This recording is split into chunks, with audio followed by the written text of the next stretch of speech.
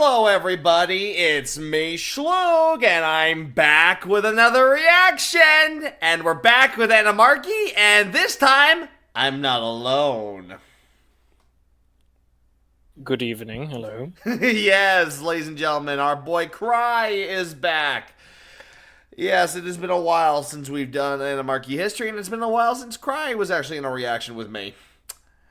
And this time... Have I ever been? I feel like you have been once. I think you've been once in there, so there's that. Maybe. But anyway, yes, we're here back with Animarchy history, and this time we're doing, by popular demand, Norway, the Forgotten Battle of World War II. So this should be interesting, and the fact that Cry is also a fellow history nerd, like me, this should be interesting. So... before we watch this video, though, make sure you like and subscribe, turn on notifications, follow me on all my social media down below in the description, and if you want to keep supporting this channel and keep giving the adorable puppy dog, wherever he is, probably laying on the cold, cold floor, be sure to join my YouTube membership. Also, just a heads up for everybody else, just know that this Friday and weekend is a giant, massive fundraiser stream that I am hosting with Van, with all of our friends, including Cry here. And, yeah, tune in on that on my Twitch. Anyway, let's get in with this, shall we? Let's get the display up, and let's see all the shenanigans that happened in Norway. Let's get this started in 3, 2, 1, and play. It's the start of the year 1940. The phony war is in full swing. The border between France and Germany is all quiet, while Red Army and Wehrmacht troops hold joint parades celebrating their victory over Poland. Yet even as Europe sits dormant, with air forces doing nothing but dropping propaganda leaflets, the war at sea is raging. And on this lazy winter evening, a tense standoff is taking place in the cold dark waters of Scandinavia. This part of World War II's history is largely forgotten in modern popular histories, so much so that the latest and greatest Netflix documentary about World War II edited this chapter out entirely. It appears nowhere in the entire documentary. Yet the effect it had on the war is absolutely massive, all while being a story unlike any other, with some of the most incredible feats of martial skill and heroism. Feats so insane you would dismiss them as Hollywood fantasy had they not been witnessed and recorded for posterity. So today, I will set about fixing this glaring oversight and tell you the long but exciting story of the German invasion of Norway. Get some refreshments, get comfortable, and prepare for a tale like no other, because I promise you, it's a story worth hearing. How worth hearing, you might ask? Well, we're going to need this. Counters. Let's go. Boy. Here we go. Sponsored by the world's fastest and most popular VPN service provider, NordVPN. Yeah. In today's ever-changing technology landscape, a VPN is vital I'd for staying skip safe through this, online. but my fans would We all probably know get what a mad at me. VPN They is got by mad now, at me let's for be the honest, laser most of us pig, have for one. me skipping We the use it to laser get around pig region blockers and access our sponsorship, favorite content. I mean, to be fair, As an anime fan, laser I pig definitely does need. We use it to keep our data safe from hackers. We use it interesting to secure our IP. to say the And you can be least. sure that That's Nord does fair. everything a That's great fair. VPN. I mean, it is. I mean, he laser pig. literally Brilliant. screams at What you you to might buy not know more to get more But it does than much more than that. Nord's active protection shields you from I would probably malware, do the trackers, same, and to ads. be fair to The the inbuilt pig. dark web monitor notifies you if someone steals your credentials. MeshNet allows you to connect up to 6 devices remotely and securely, and it comes with a dedicated IP that helps you avoid captchas and block lists. In my job here at YouTube, I have to go to corners of the internet a normal person really shouldn't be going to. So Nord's security features are vital for me, and they are vital for you. But the best part is, they don't track your information or share it, and are fully encrypted at all times, with an emergency kill switch should things get out of control. They have 24/7 customer support, a dedicated app for every device, and right now, you can get 4 months extra on a 2-year plan by just clicking the link in the description below. They have a 30-day money-back guarantee, so you literally have nothing to lose by giving them a try. No, it's not So Animarchy. please do This give is them a Cry. This is Click the Cry. link in the description and He's get a that German, money. too. You'll help the channel, But did and I they appreciate all think the you help I can were get. reacting to Now, Animarchy back videos with to the video. Animarchy? Yeah, I don't know. All right, 16th of February. A couple days after my birthday. Yay. As the sun sat low on the horizon that February evening, an international incident of crisis-like proportions was starting to take shape. HMS Cossack of His Majesty's Royal Navy was staring down the fully armed launches of 2 Norwegian torpedo boats, the Skarv and the Kajel. The cause of this confrontation being the British violation of their neutrality and their territorial waters to chase down a German freighter. a German freighter named the Altmark, Oh, who was even no! then Oh, good trying old to slink Altmark. away from the scene. It's worth noting that the prelude to this incident is just as convoluted as the incident itself. Yeah. Altmark had been a freighter supporting the pocket battleship Graf Admiral Spee. Graf Spee in the South Rest in Atlantic, peace. which had been achieving great success in sinking Allied merchant traffic. The issue was, at this point in the war, both sides were still trying to play the public opinion card on the world stage, as the mass murders, carpet bombings, and brutal sieges hadn't happened yet. Not Meaning yet. all the conventions and rules agreed upon prior to the war were being scrupulously followed, Still a including gentleman's cruiser war. rules and prize rules. Any ship engaged in neutral or international waters had to be searched before engaging, and any ship sunk according to the laws of war must have its crew rescued. As such, Altmark, having completed its resupply of Graf Spee, was ordered to collect the British POWs from the sunken vessels and transport them to Germany for internment, taking an extreme northern route around Scotland and into Norwegian waters to avoid getting caught by the Royal Navy, who were then in pursuit of Graf Spee, or the Royal Air Force's coastal command patrols. The irony of all this was that they had actually managed their escape because the British had already found Graf Spee and were focusing their efforts on destroying her rather than her support units nearby, which they achieved by tricking the Graf Spee's captain into sinking his own ship Rest in by peace, trapping Graf him in the Spee. mouth of the River Plate and then broadcasting on open channels that a whole armada was coming in to destroy them with aircraft carriers and everything, even though Force H from Gibraltar was 3,000 miles away and they could have easily fought their way out before they showed up. But the captain of Graf Spee didn't know that, and so, yep, the Royal Navy tricked the Germans into sinking their own battlecruiser.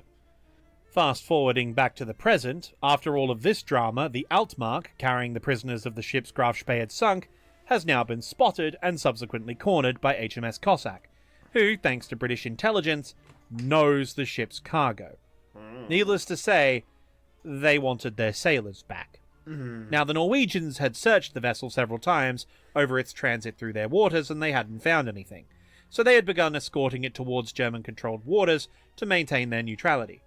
But in keeping with his now famous persona, the First Lord of the Admiralty, one Winston Spencer Churchill, had other ideas. There had been a consistent fracas among the Allied High Command about German sea trade in Scandinavia and the Baltic. It was very clear that their Nordic commerce was vital to their war effort, yet no one could really agree on what to do about it. Churchill, of course, advocated for the most extreme actions possible in taking the fight to Hitler, but naturally his reputation for adventurism after Gallipoli didn't lend much strength to his argument. Oh, yeah, that's It was right.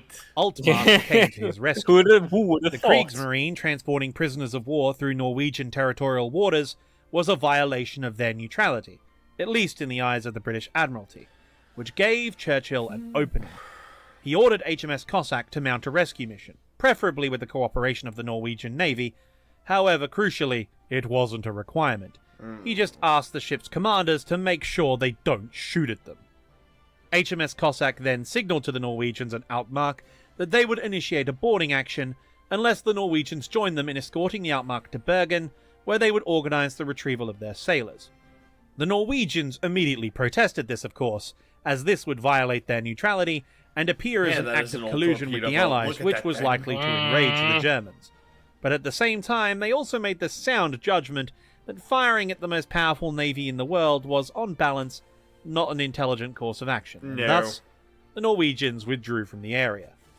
With their primary diplomatic obstacle gone, HMS Cossack pulled up alongside the Altmark, its crew brandishing all manner of battle implements, including bayonets, heavy tools from engineering, and, if rumours are to be believed, a ceremonial cutlass kept aboard for special occasions. Goddamn. And at Bruh. 22:20 hours, the Royal Navy's saltiest seamen in the finest traditions of their service stormed aboard the German vessel, cutting down 8 of the crew and wounding 10 more in a Bismarck, quick but who's violent that? assault, gaining Jesus. control of the ship within Fucking minutes. Chads. They immediately began searching the various holds and compartments until they got to the main storage area, where one of the boarders yelled out, "Any Englishmen here?"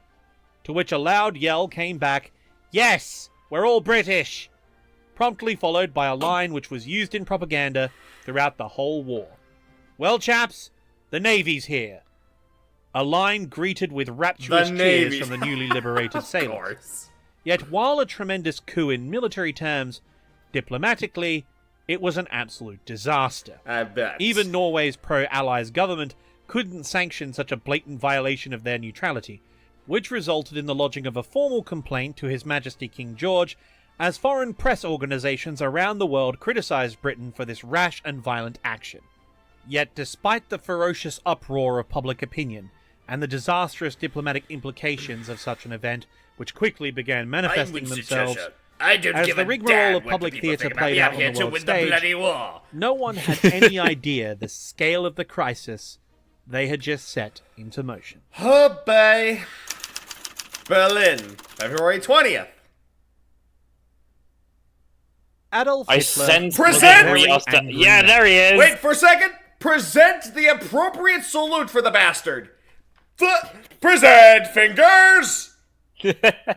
I was about to say I sense an angry mustache man. You sense a absolute bitch. That is what this is. An absolute bitch with the world's ugliest mustache. This is a mustache right here. This right here is a proper mustache. Right upon mine face. Not upon his. Look at that ugly.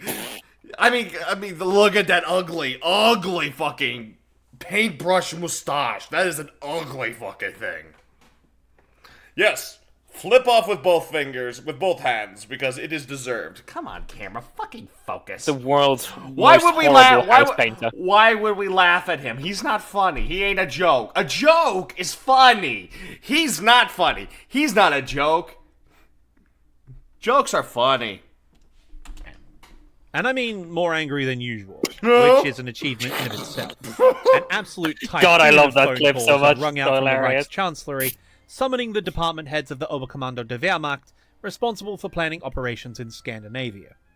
Hitler had previously met with the head of Norway's fascist movement, Vidkun Quisling, on December 14th, another batshit traitor. who was then advocating for a coup d'etat supported by a division of German troops.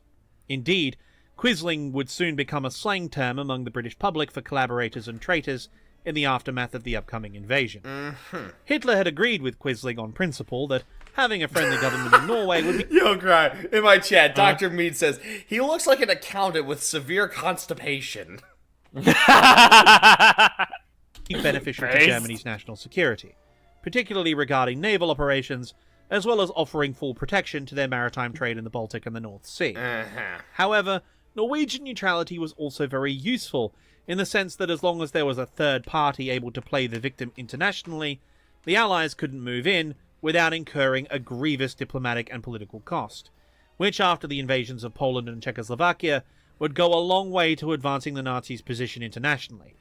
As we've seen with current events in our own time, pushing a both sides debate is an effective method of undermining support from powerful neutral nations, who may or may not sympathize with the enemy.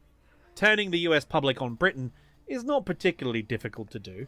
After all, Hitler had already won over Charles Lindbergh and Henry Ford. In fact, he even gave them medals. Of course, this was due to their views on race and their much publicized anti-Semitism. Asshole traitors! The United States was not exactly progressive on racial issues at the time, and they definitely didn't have a lot of time for the English. Thus, the American public were quite happy to stay out of European entanglements, as their founding father would call it. However, I'd like to also point out that there were other Americans, real fucking Americans, who saw this and were like, you're all full of shit. We're going overseas. Like, oh, I don't know, the ever-famous Eagle Squadron, the Flying Tigers, the fucking hundreds of guys who went over to France and joined up with the French Foreign Legion.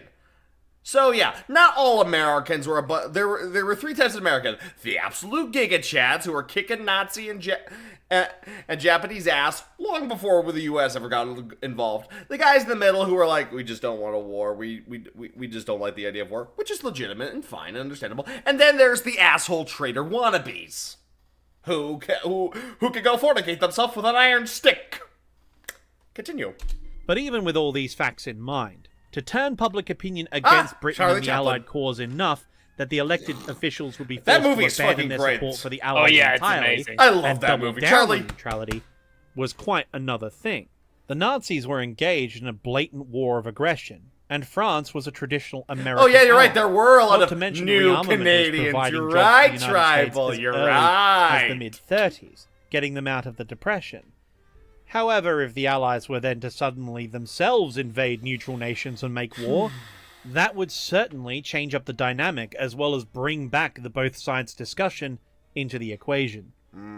But in the aftermath of the Altmark incident, as it was now being called, despite their protestations to the contrary, Hitler was convinced that the Norwegians were no longer willing to enforce their neutrality, and that their sympathies laid with the Allies.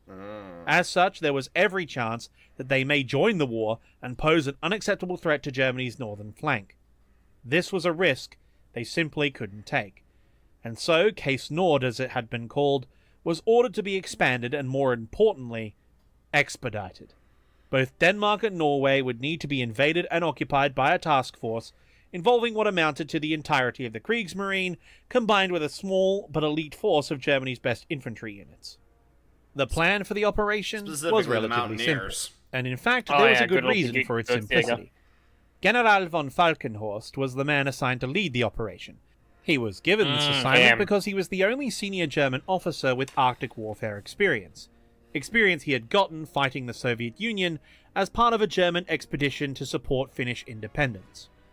Hitler had called von Falkenhorst into the Reichschancellery, appointed him commander, and then told him to formulate a basic plan for the Führer's consideration by 5 p.m. that evening. Imagine that for a second. Your boss calls you into work early, only to ask you to organize the invasion of 2 sovereign nations by close of business.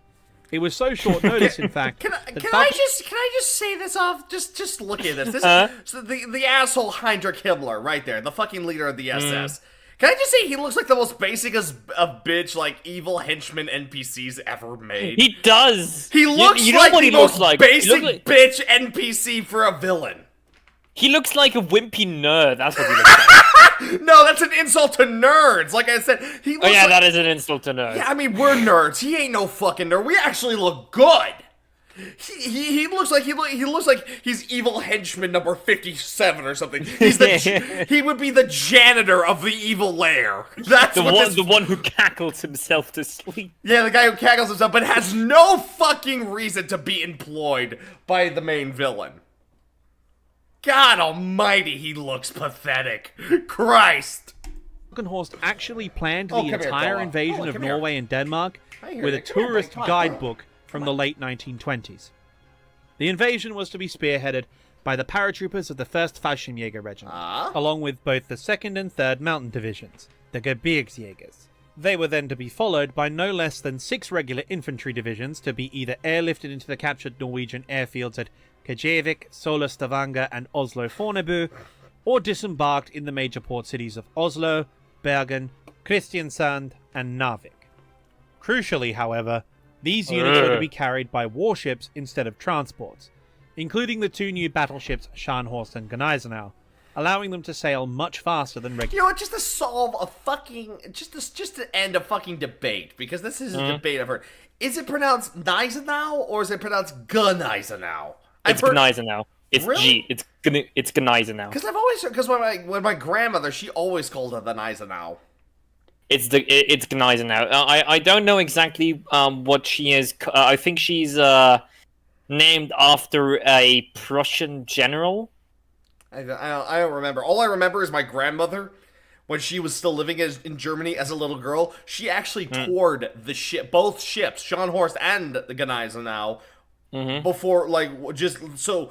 Yeah, it was a big military meetup, and they said, "Oh, you could tour the ships," and she was on both ships. So yeah, and she always called it Gneisenau. I don't know. But the German correct pronunciation is Gneisenau. Anyway, that's actually true, mate. Like all languages, German has several dialects, so you know what? It could be her specific. Anyway. Possibly. Shipping. Continue. Minimizing their exposure to discovery and attack by the Royal Navy, while also giving them a fighting chance should they be intercepted. This rapid deployment relied primarily on surprise. Once their landing zones were secured, the invasion force was to move on critical government buildings and logistics hubs. With the Norwegian state paralyzed, their rail net seized, and their ports closed, the Wehrmacht could rapidly overwhelm Norway's relatively tiny military before they could get the opportunity to mobilize their National Guard units or their reserves. All of this would be backed up by Fliegerkorps 10 of the Luftwaffe, primarily equipped with Bf-110 Zerstörers, twin-engined fighters, heavily armed, and capable of long-range missions. Very underrated. This, of course, came along with the fighters. standard contingent of medium bombers, HE-111s and Dornier 17s. Air support for Operation Weserübung, as the new expanded plan was named, would be limited to just these units, as the Norwegian fighter force was comprised of just one squadron, while Denmark was practically defenseless. Not to mention the extended range of the operations due to being launched from Germany, as the Bf-109s just didn't have the fuel. With the basic outline established, the OKW began refining the details of the plan To quote until a a date certain could be battle chosen. droid, it's a whole lot of Hitler fun when set they aren't shooting as back. April 9th, 1940. Thus, the clock began ticking down until the day Norway would meet its fate. Even for the But there would be a consideration final ironic twist. that they wouldn't be fighting back, that is Side, it was now a that is race a decent plan. to see who would be that fate's master. All right. London, March 13th, 1940.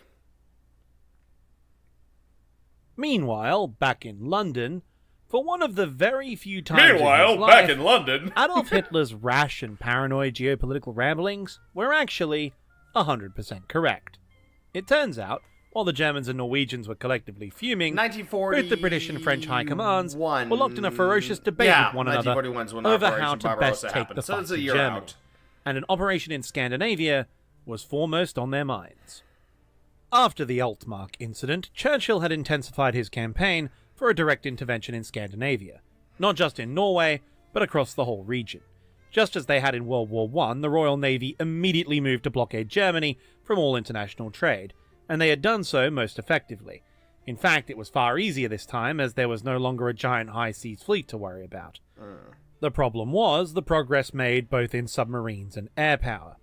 While they could stop global shipping, they wouldn't be able to close in on the German coastline without opening themselves up to unacceptable risks of ambush and air attack, meaning domestic shipping from nearby neutral nations would be free to trade with Germany. In this specific case, iron ore from northern Sweden, which was transported via the Baltic Sea lanes far out of the Royal Navy's range. Crucially, however, there was a glaring window of opportunity. During winter, the Baltic's northern ports freeze over, meaning the mining companies need a cheap alternative method of moving their goods, namely transporting the ore by rail to warm water ports on the Norwegian North Sea coast, the biggest one being Narvik. And when you want to make steel in large quantities for, I don't know, warships, tanks, guns, shells, reinforcing struts for whatever chair Hermann Goering is sitting in, a lot of iron ore. Without it, Bro, you don't need steel reinforcers. You need reinforced concrete for a chair for that fat ass.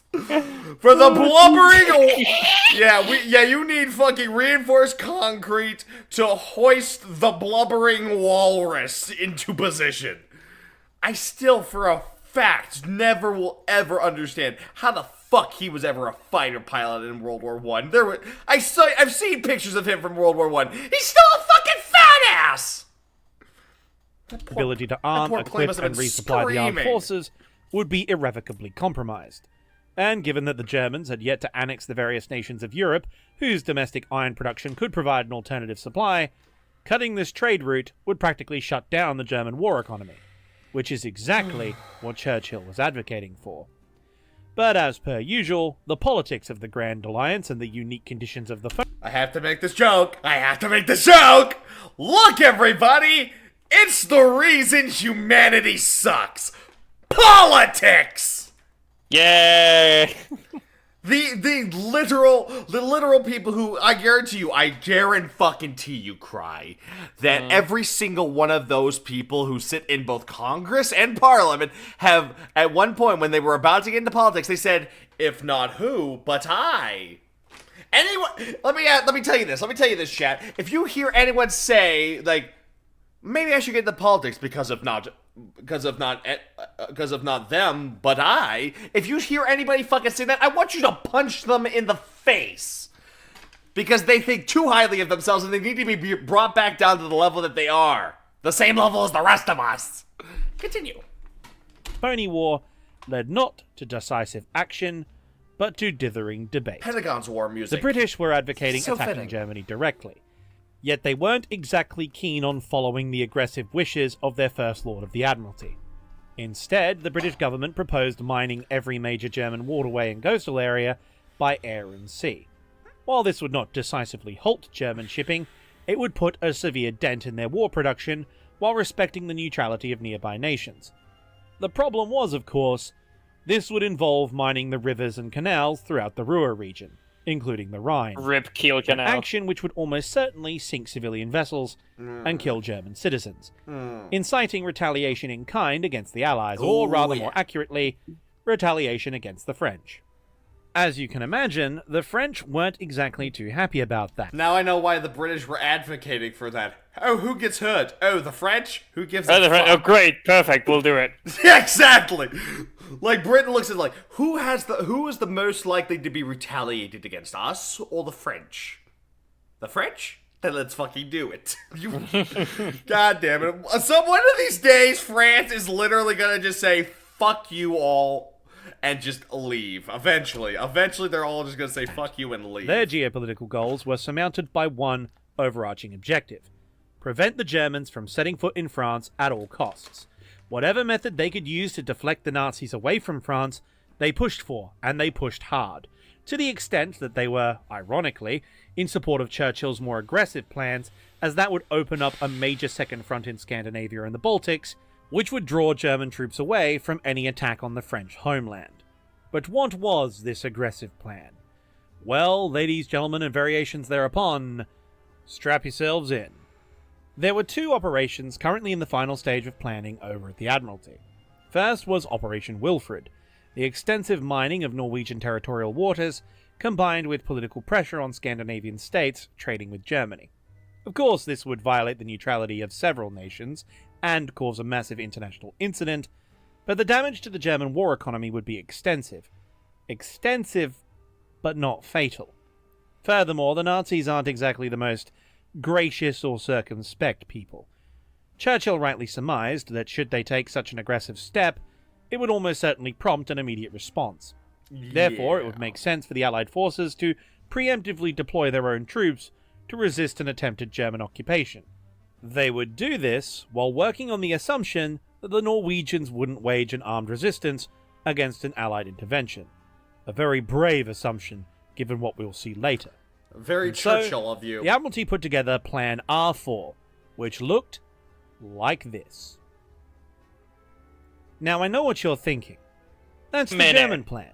And yes, it is. But if you take the Luftwaffe and the paratroopers out of it, R4 and Weserübung are almost exactly the same. Seize the major cities, secure the ports and airfields, control Narvik while cutting its rail link to Sweden. While their force was half the size of the German invasion in terms of total boots on the ground, God damn it, roughly England! 3 divisions worth, they weren't expecting the need to defeat and occupy the Norwegians. And if they managed to dig in on the defensive, it was still a large force, and should the Allies seize the air bases in southern Norway, they could stage their own aircraft, and they would also have the necessary naval and air bases from which they could essentially cut the iron ore trade to Germany entirely. There was even a contingency for French mountain troops to seize the iron mines in northern Sweden directly, violating the sovereignty of not just one neutral nation, but 2. Needless to say, there was a considerable amount of consternation at this plan. At this point, I'm surprised all the other neutral nations didn't just join together and say, fuck both of you in particular. Christ almighty. I mean, considering all the fucking that both sides did with the Nordic countries, I am kind of surprised that the Nordic countries just didn't say fuck all of you, we're doing our own thing. Yeah, I'm like, now I know why Sweden and Finland took so long to join NATO. They weren't holding out their neutrality to appease Russia. Fuck no. They were like, we remember what the shit you guys were planning last time. We're not getting involved in that shit again. And then all it took was the invasion of Ukraine for them to say, okay, we're joining you guys, but only because Ukraine is in trouble. I guarantee you, the second Russia is pacified, Sweden and Finland, they're both bitching the fuck out of NATO. And Template says they're taking Norway and Denmark with them. And I would not blame them after witnessing this. But it was also the most Fucking aggressive A. operation they could mount. How much is Poland would without attacking follow Germany them? directly or compromising France's defense. So the We've plan was held put into Poland back, motion. that's why. They're like, The you troops held us were back. We could have assembled ended for this shit in the embarkation. 90s. The ships began moving to their assembly ports. High-level briefings were held. It seemed like the Allies were finally, actually going to do something. And then came the order to stand down. Operation cancelled. Everything was called off. The men were disembarked, the ships back to their staging areas. It's still debated today whether the virulence of blue balls among the Allied personnel assigned to Scandinavia was due to either the constant false alarms or the awful Arctic climate. But in the specific case of Plan R4, it was because their political cover had been completely and utterly blown. For you see, while all this drama had been going on in the North Sea, Joseph Stalin, after signing an alliance... Everyone present the fingers to an equally evil asshole! Salute! Fuck you, Stalin! Christ almighty. Both had and I know what you're thinking, but he has decent mustache. Like, no, no, he doesn't. That's not a decent mustache. You want to see a mustache? Look at any American president from the 1800s. That was a fucking mustache. That is the mustache of evil. That is the mustache of evil right there. Look at that shit, bro. Look at those eyes. Look at the frame. I was gonna say, look at the eyes. Gee, that is a proper madman. That is the face of, I have murdered more people than Hitler ever did. And I do it again. It's Putin on steroids. Pretty much. Pretty fucking much. Like, Putin is Stalin light. Putin wants to be him. Yeah, Putin is Stalin light. Yeah, it's decaf Stalin. Decaf Stalin! Diet Stalin! Diet Stalin! Oh, Christ almighty. Everyone's like, oh, communism will save us all. Like, oh yeah, well, let's save you from guys like him? Yeah. I like some communist principles. I like the whole idea of, like spreading out the wealth, free healthcare for all. I like all that. But then I remember, oh yeah, it leaves room for assholes like this guy to take power. Let me tell you this, communists, my friendly neighborhood communists in the chat. If you can promise me in perpetuity that guys like him, Mao Zedong, Pol Pot, and all the other assholes who murder millions, and I do mean millions, if you can promise me that you can get rid of these guys, I'll definitely implement and talk to you guys a little bit more. Anyway, continue. I live on the isolated whole Germany fucking had been given free rein friends. to pursue Soviet territorial claims in the Baltic. This included the annexation of Latvia, Lithuania, Estonia, and eastern Poland. But one particularly sore spot for the Man of Steel was Finland. There were valuable ore mines in the northern regions of the country, starting to notice a theme here, while the Karelian Isthmus north of Leningrad posed a serious threat to the Soviet Union's second largest city should Finland align with Nazi Germany in any future conflict. Which, in fairness, given the relations between the Soviet Union and its neighbours, was well within the realms of possibility. After all, like Romania, Poland, Hungary, and the recently subjugated Baltics, the Finns had no love for the Bolsheviks. It's not like the Russian Empire turned Soviet Empire had been invading, occupying, and persecuting them all for centuries or anything. Thus, the Soviets, in a completely unique, out-of-character, totally unheard-of diplomatic justification that they definitely would never use again, faked a border crisis with artillery, declared pro-Finnish citizens in Karelia an existential threat to national security, loudly proclaimed that the government of Finland are actually an elite cabal of fascists in league with the Nazis, requiring a special military operation to annex Finnish territory as an act of self-defense to protect their national security while rescuing loyal Soviet citizens in the Karelia region. I've honestly never heard this before. Any similarity to other events is purely incidental. And so the Winter War began, generating outrage across Finlandia! I hear the snow-speaking Finnish! In Europe, which resulted in the bizarre situation of both Germany and the Allies providing military aid to the Finns. German helmets, Russian rifles, British planes, French vehicles. It was a wild war. And the reason I'm bringing up the Winter War is precisely because of this military aid package.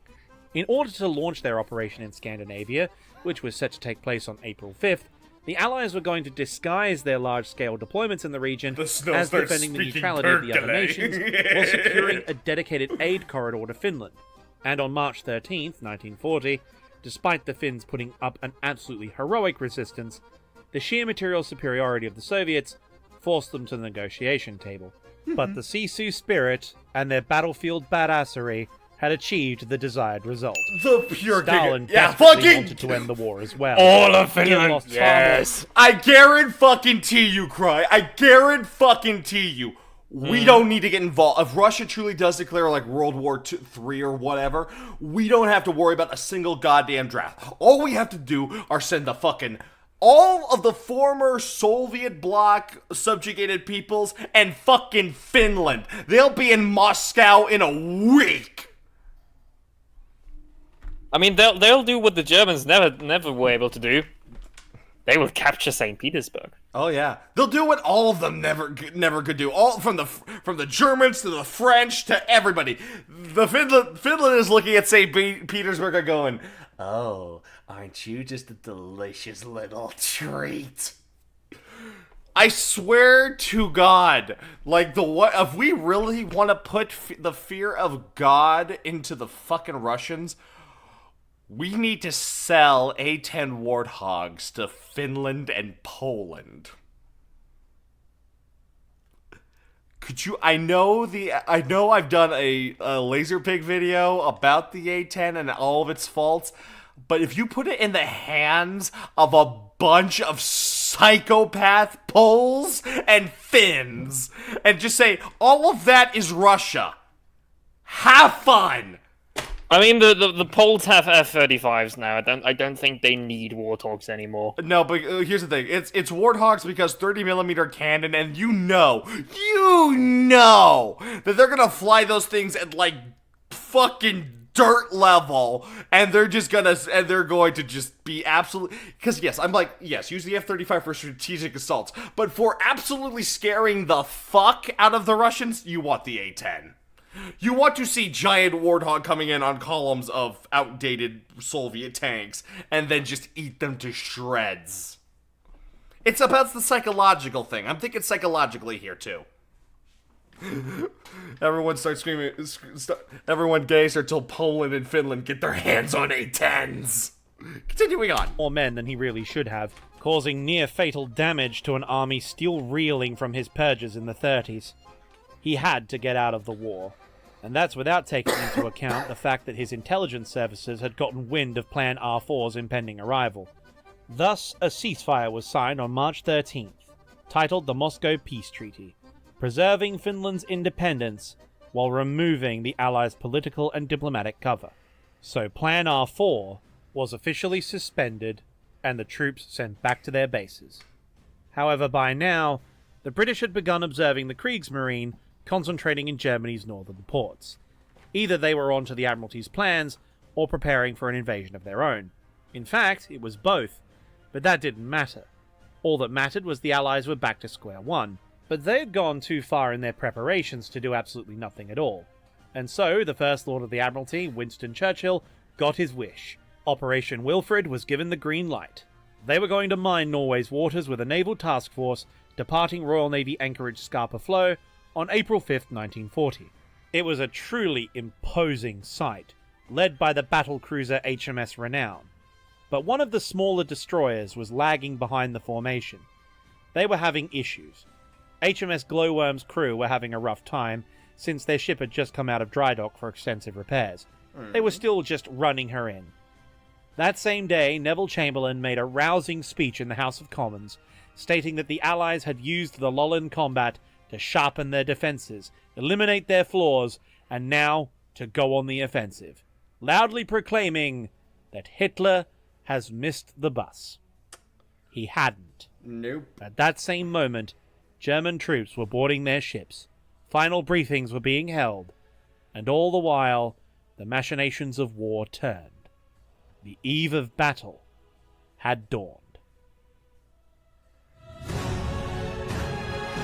The Kriegsmarine kerfuffle. The invasion of Norway assigned to take brings Narvik tears to departed my Germany heart. on the 6th of April, To my with the old rest Navy of the fleet heart. moving on the 7th. Fucking Crouch. As is tradition for the early war, though, RAF recon aircraft and local intelligence reported these movements, but they were treated with skepticism from the Admiralty. After all, they had cancelled their invasion of Norway, so why should the Germans invade? It wasn't until April 8th, when British diplomatic assets in Denmark spotted large movements of German warships passing by the Danish coast, that the realization set in. The Germans were en route to Norway, but by then, it was far too late. The Norwegians wouldn't be able to organize in time, while the Allies were too concerned with their own operations' safety. They assumed that the Germans were after a breakout or seeking battle. After all, they could only see warships, there were no transports or anything, and so naval reinforcements would be dispatched in the form of the Royal Navy's home fleet. And unlike the fictional armada, which bluffed Graf Spee into sinking itself, this one was very, very real. Just look at this order of battle. Goddamn. If the Kriegsmarine got caught by that, they'd stand absolutely no chance. But home fleet would take a couple of days to arrive, definitely not fast enough to stop the landing. Meanwhile, the mine layers and destroyers of Operation Wilfred were still out there, and the few heavy warships Germany did have were now heading straight towards them. One of those warships being the heavy cruiser Admiral Hipper, the leading vessel of Task Force 2, with the objective Flat of seizing hipster. Trondheim. Ahead of them was the rear guard of Task Force 1, heading at full speed to Narvik. However, they had lost visual contact with the rear destroyer Z-11 von Arnim, as the early morning fog that blankets the North Sea this time of year had well and truly set in. They couldn't see anything. It was then that the rhythmic hiss of the hull passing through the ocean was violated by the distant sounds of cannon fire. Uh-oh. Loud, sharp reports in a booming echo across the waves, with small flashes glimmering in the hazy distance. Captain Helmuth Hay immediately brought his Zeiss binoculars up to his eyes, but he couldn't see anything. It was then that a frantic transmission came through from the destroyers ahead, breaking strict radio silence orders to do so. They were coming under attack by an exceptionally aggressive British destroyer. The enemy had already scored hits, and they were closing to torpedo range. The German ships, despite being superior to the enemy on paper, were laid down with troops and supplies for capturing Narvik, not for combat operations, and they were trying to disengage desperately, but to no avail. The British destroyer was hot on their trail and out for the kill. Captain Hay needed no encouragement. He was in one of Germany's newest and best warships. He ordered his men to battle stations and set course directly for the enemy. The Admiral Hipper roared to full speed as its radar scanned the sea ahead. Sure enough, at 9:50 a.m., the small and very, very angry silhouette of HMS Glowworm came into view through the mist. Oh no, it's The another German angry destroyers British had hidden in a rain destroyer. squall, using it to get clear and disengage, paving the way for one of history's greatest naval showdowns. Initially, the crew of Admiral Hipper hesitated to engage. In the fog, it was hard to tell who was who, and they didn't want to shoot at In their the friends. industry, we call this Their dilemma foreshadowing. was quickly settled, however, due to the fact that HMS Glowworm, upon seeing the heavy cruiser, instead of doing the sensible British things ship, a like Polish withdrawing into crew. the fog You could or probably remember. signaling a recognition code, turned straight at the Germans. Oh my god! Of course! Let's look! Captain Hay, though Depends our- shocked our and looking allies on in yet. disbelief, Fire. was not rattled, and immediately ordered his ship to open fire. The heavy cruiser's guns roared into life, their first salvo sending geysers rising into the air. Glowworm pushed through the spray and surged forward, torpedoes loaded and ready. As she closed the distance, the secondary batteries on Admiral Hipper prepared to engage, but they would be left redundant, as the fire control for the main guns had found the range. German 8-inch shells began tearing through the little destroyer, annihilating the bridge and the radio room while disabling the forward armament. But Captain Roop aboard Glowworm, miraculously still alive, was undeterred.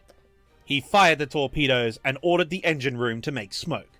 While Hipper was busy either dodging or sinking, they would make a break for the fog or a rain squall, whichever they could find first, and then they would break contact towards HMS Renown.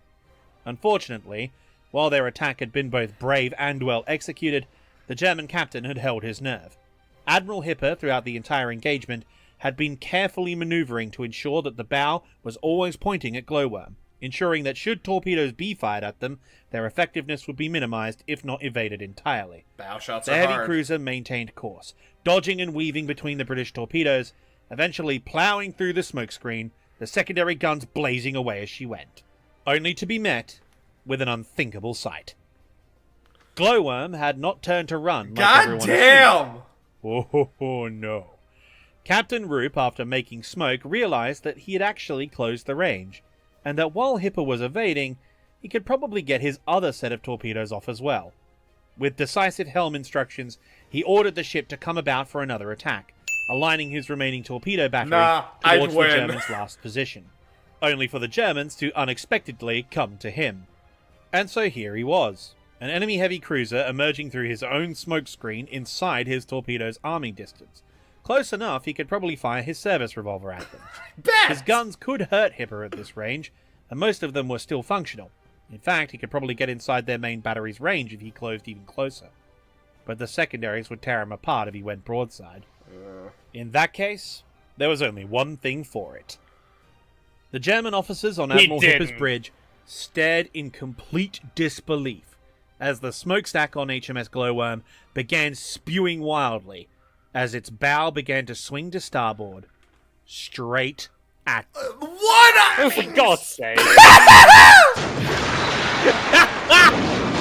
The titanium balls on this man! HMS Glowworm's bow was sheared clean off in the impact, as the jagged remains of her hull gouged multiple holes in Hipper's side, wrecking her forward torpedo launchers in the process, and we're gonna while knocking one of her crew from over. the fucking pig. The damage done was severe, resulting in 500 tons of water flooding multiple compartments. However, it was brought under control relatively quickly. Glowworm, meanwhile, was set afire and sinking fast. The order to abandon ship had been given once the destroyer had broken free of Hipper's hull, but the damaged vessel sank too quickly for most of her crew to escape. The icy cold waters of the North Sea flowed through the broken bow as her superstructure burned. The superheated boilers, shocked by the change in temperature, exploded with a deafening roar, taking 109 Royal Navy sailors to their deaths. The Germans, while searching for their lost man, immediately began rescue operations, pulling survivors from the water, Captain Roop being among them. But as he tried to climb aboard Admiral Hipper in the rough seas, he lost his grip on the rope and fell into the ship's wake, tragically drowning as a result. After the rescue operation was complete, Captain Hay ordered the British survivors be brought inside and warmed up as quickly as possible. He wanted to meet the men who had fought so bravely and tenaciously. Upon speaking to the prisoners, he asked after the most senior officer, who relayed the fate of Captain Roop.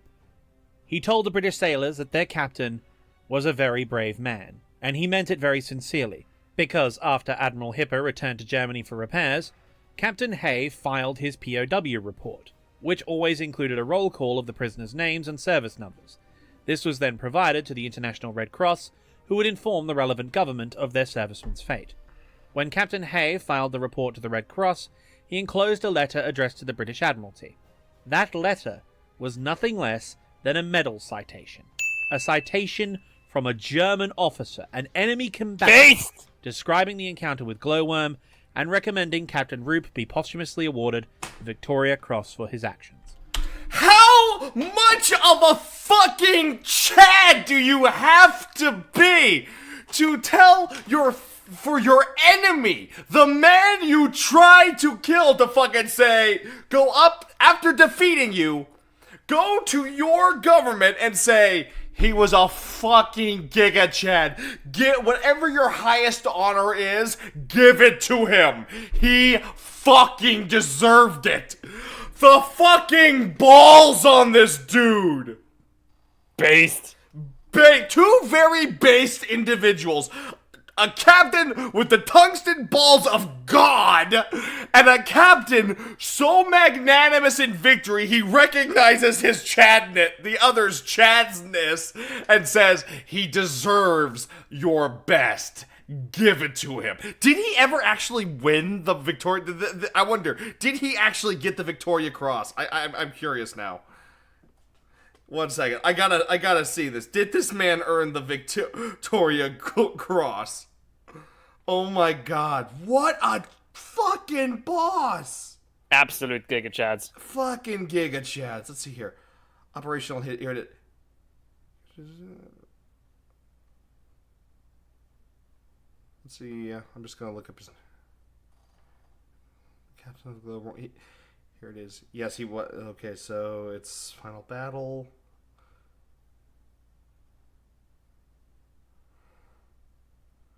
He was awarded the fucking Victoria Cross. He was fucking awarded. Great. Good! Let's fucking go. Fucking mad lads. And sure enough, the Royal Navy agreed, awarding Lieutenant Commander Gerard Broadmead Valhalla and Stovacor the await you. Victoria Cross for great valor above the call of duty in successfully engaging a superior force and fighting to the very end against overwhelming odds. But while first blood had gone to the Kriegsmarine, it would be none other than the crew of the mighty submarine Orzel from the great nation of Poland who would even the scoreboard. The fucking of course it was the Orzel Poles. has a fantastic history. So much so that after reading a quick biography of the ship while researching this video, I made a deep dive video on it. Oh. Get it? Deep dive? No! Because it's a submarine? Come on, Fuck I'm you. hilarious. Fuck you, Aussie. Goddamn Aussies. Essentially, though, the short version of that story is they escaped Poland during the German invasion, attempted to sink a battleship, got attacked by German escorts, fled to Estonia, got interned as neutrality violators, only to, by definition, commit an act of piracy, steal their boat back, engage in a running firefight with Estonian soldiers while doing it, and then snuck through the Baltic Sea past both the German and Soviet navies to Scotland, where they joined the Royal Navy. Since then, they've been What's going wrong? These guys just say, hey, Estonia, we need help. You're in violation. You're all under arrest. The fuck we are? Get them, boys! What? You have to watch that video. It's great. I have to now. Oh my god. They just said, fuck you. We ain't fucking in prison. You ain't gonna talk to... You ain't gonna let us fight. We'll go talk to the British. We have your ship. For now. For now. For now. It's you currently are in possession of it. It will soon not be again. Fucking... Oh my god. This is why I'm like, we just need to we just need to tell Poland to stop playing nice. Just tell them to stop playing nice, and Russia will never be an issue again. It is that, because I'm pretty sure nuclear weapons couldn't stop Poland. It would take an act of literal God to stop Poland. I don't even think God wants to do it, because I truly believe that if God fought Poland, God would win, but he wouldn't come out at what cost? At what cost? He would come out and he would probably be like just disfigured and truly shown that he is, in fact, mortal. Fuck, bro! Poland! I love you! fitted and are now patrolling the south of the North Sea. Try saying that while intoxicated. But after things had started going down in Scandinavia, they had moved into the mouth of the Skagerrak to have a look around. What they found was the German cargo vessel SS Rio de Janeiro, steadily making her way along the Norwegian coastline near Kristiansand. The unfortunate freighter carried the reinforcements for the assault on Bergen, scheduled to begin the next day. It would never get there. The ORP Orgel surfaced in front of the German vessel and signalled it to stop. Once this was done, the ship was ordered to surrender or be sunk in accordance with cruiser rules. The Rio de Janeiro did not respond. Naturally, they couldn't surrender with an invasion force on board, but nor could they really run away. They're in an overloaded freighter. However, as the Germans would steadily discover throughout the course of the entire war, the Polish have a distinct deficiency of chill, nor do they have a lot of patience or sympathy for invaders. The silence from the freighter was considered a refusal of terms, and so torpedoes were promptly dispatched their way, the second volley of which detonating the ammunition stored aboard in a massive explosion, clearly heard by Norwegian villagers on shore. The Polish submarine transmitted a contact report to the Admiralty, only to follow it with a message marked as critical, as while they observed the sinking, they witnessed large numbers of personnel in what appeared to be army uniforms abandoning ship. It appeared that the jig was indeed up. Yet astonishingly, after fishing them out of the water and interrogating them, the Norwegians, despite having caught the Germans red-handed and observing the naval movements taking place, didn't put their military on high readiness. They simply ordered all their units to stand by. Thankfully, their Bruh. frontline troops Bruh. showed far more initiative. As Good. midnight ticked over and the next day began, a menacing shape advanced through the midnight darkness of Oslo Fjord. Battle Group 5, en route to the Norwegian capital, was led by the heavy cruiser Blucher, sister ship of Admiral Hipper, being followed closely by the pocket battleship Lutzow. They had advanced relatively far unchallenged, but their luck was about to run out. The Norwegian patrol boat, Pole 3, was a requisitioned whaling boat, armed with a 76mm cannon and assorted small arms for the crew. A crew numbering maybe 10 to 15 men, mostly conscripts, and a hull displacement of just 214 tons. Commanded by Captain Leif Welding Olsen. Oh, sorry, that's the wrong photograph. Here we go.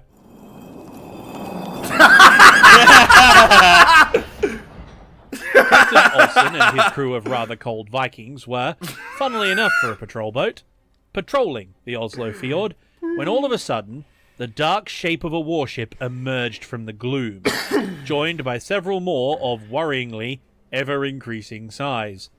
The warship in question was the German destroyer escort Albatross, following Blucher down the fjord.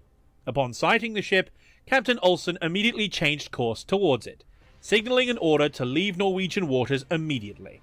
When it became evident they wouldn't leave, he increased speed and fired a warning shot, stating that if they do not withdraw, he would make them. The Germans didn't respond for several minutes in sheer disbelief. Was this guy serious? He's in a barge. He's in a whaling tug. Like, look at him. He's tiny. Eventually, though, Albatross's captain, Siegfried Strelo, countered this threat with an obvious demand of his own. Surrender. But, unlike the Germans, it didn't take even a moment for Captain Olsen to reply. Less than a minute after the German ship had sent their demand, flares shot up from the Norwegian vessel, 2 red and 1 white, the signal for enemy attack, accompanied by a radio transmission warning naval headquarters and the capital's coastal fortifications that Norway was under attack. With this done, there was only one thing left to do, and for the second time within 24 hours, German sailors watched on in complete amazement as a ship less than a tenth of their tonnage made smoke and headed straight at them. If you can't sing it with... captain... Bury this, you filthy casual!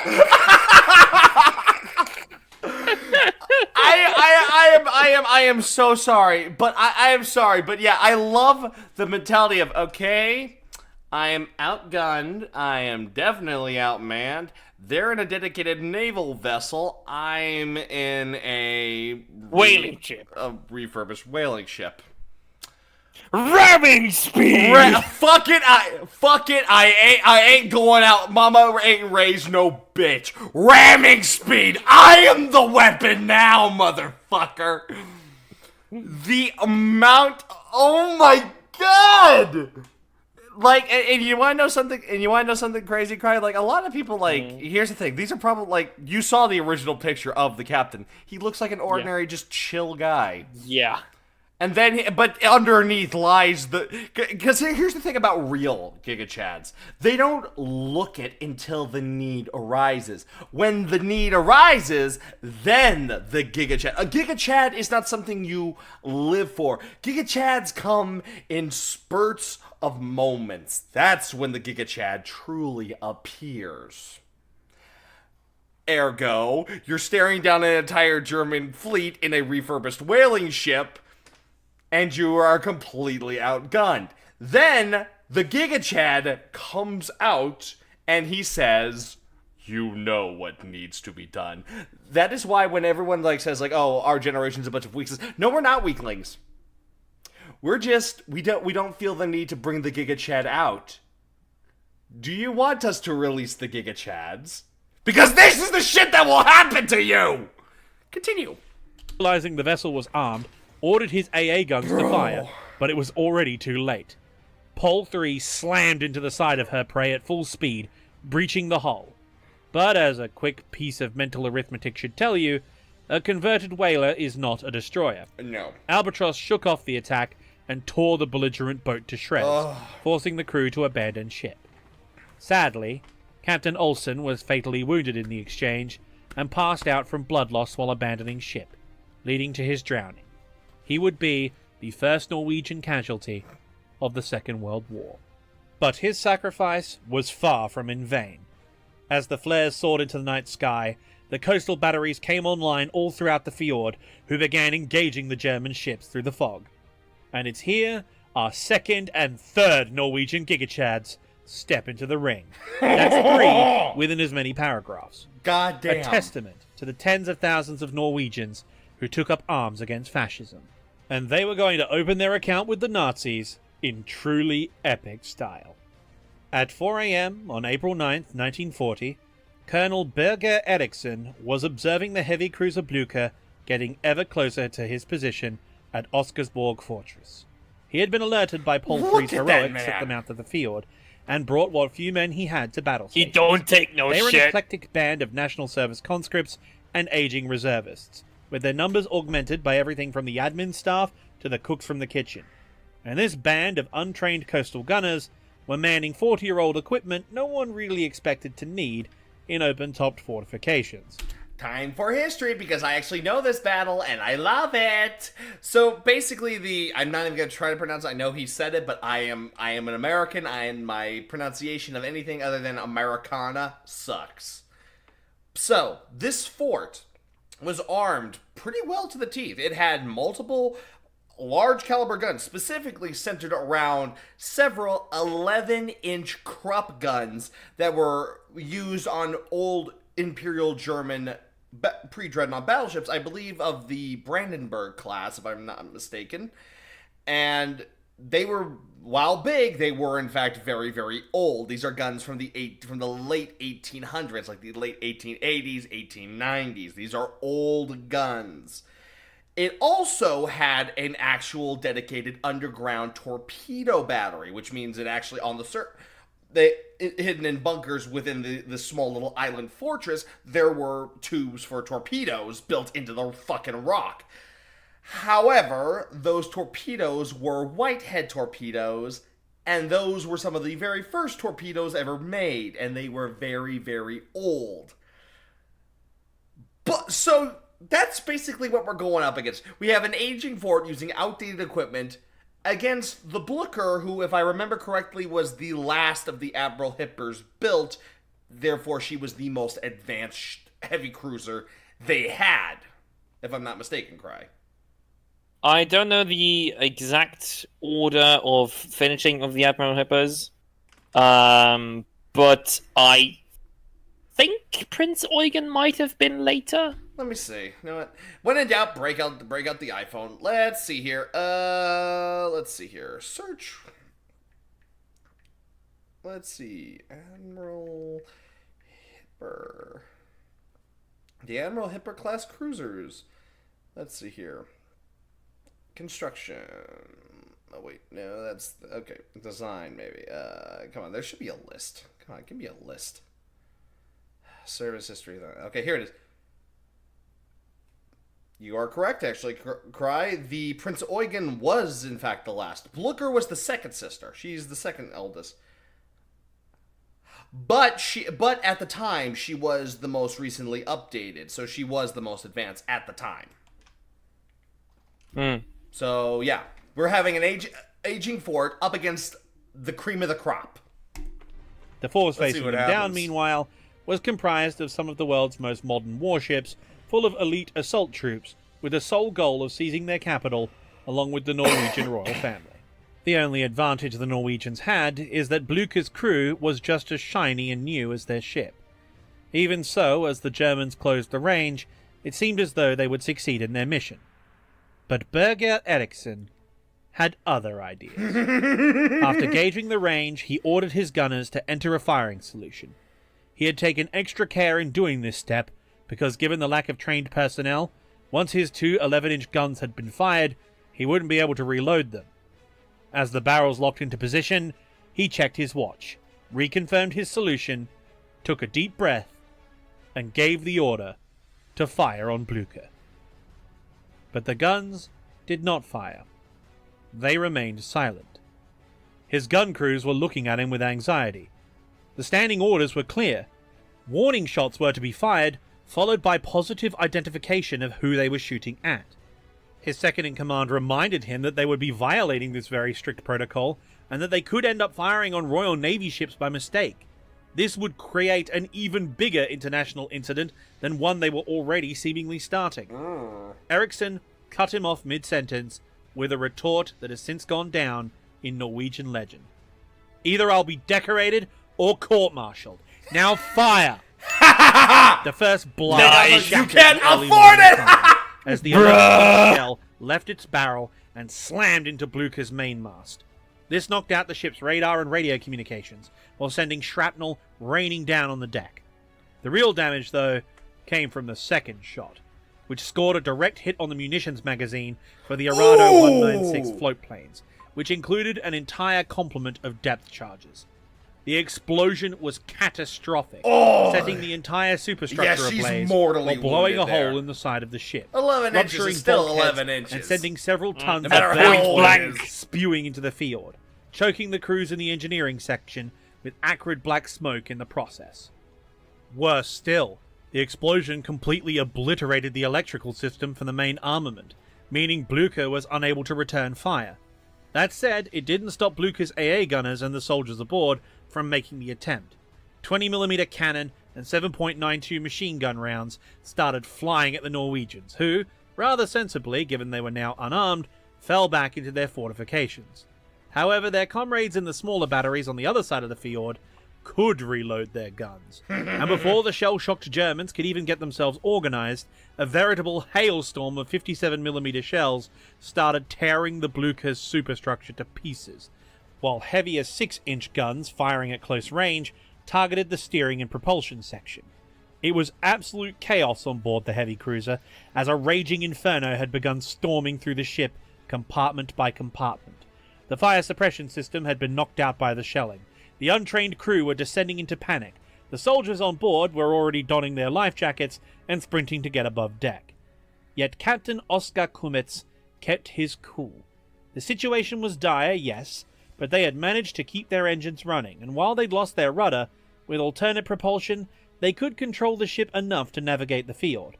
Pumps were keeping the water out for now, and they were getting outside the firing arc of the Norwegian guns. Lutzow, the pocket battleship behind them, could suppress the enemy with their full-size armament, so the mission, while off to a bad start, was still possible. Until the arrival of our third Norwegian Gigachad. Let's see Commander Senior Grade Andreas Andersen. I love it! Couldn't find an actual photograph. Don't worry! He got a dog in him! Drobak near the fortress, and he knew every inch of both the batteries and the fjord. He had been the commander of the base's torpedo launchers from their installation before World War I until his retirement in 1927. However, since the tensions in Europe had broken out into war, he had put himself on active reserve. That night, as the alarm was sounded, Andersen was at home getting through the last stage of a nasty case of influenza. It was then his phone rang. Colonel Eriksson told him about the approaching armada and requested he come out of retirement and man the torpedoes. He didn't even need to ask. It only took the phone to ring before Commander Andersen started pulling his old uniform jacket. Excuse me real quick, everybody. I'm getting a call.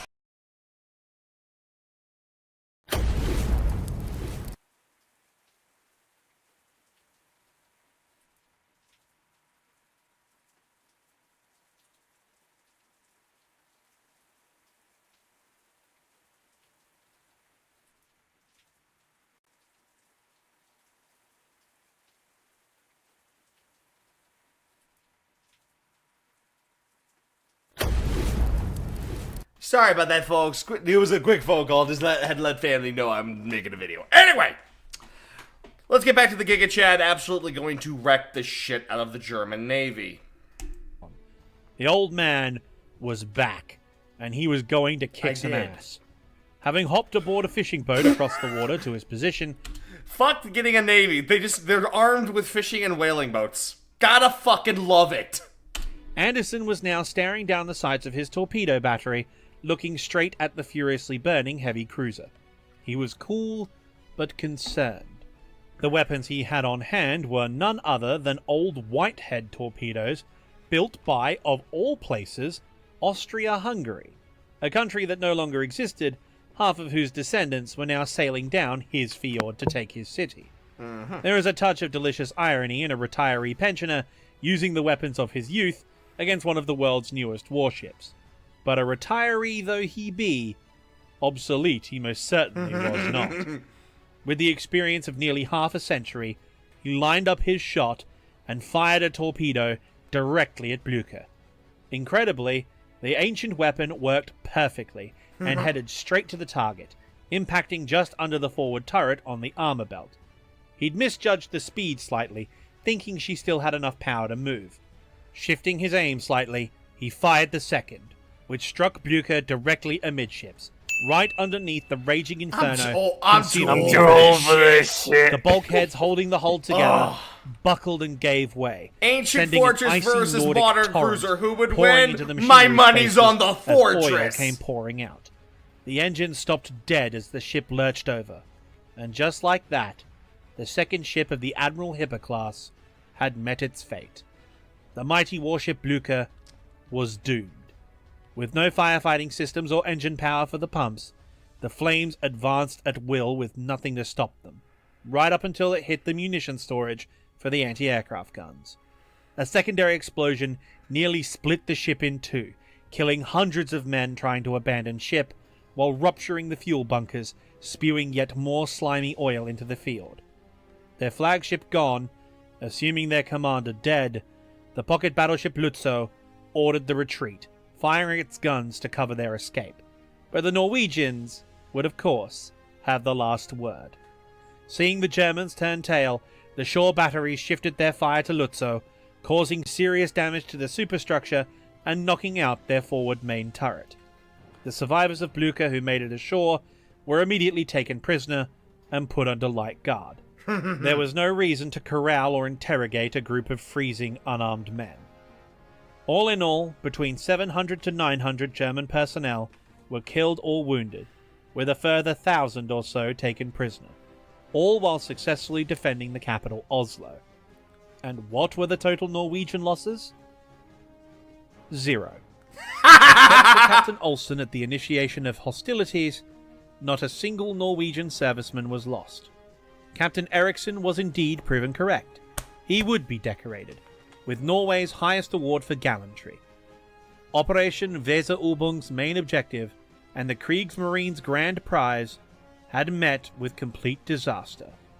And so the capture of Oslo would fall to the initiative of Germany's youngest and most daring branch. It was time. Be warning, it's to freezing send as in the fuck down there, Luftwaffe. and she is upside down, so she is a bit disorienting.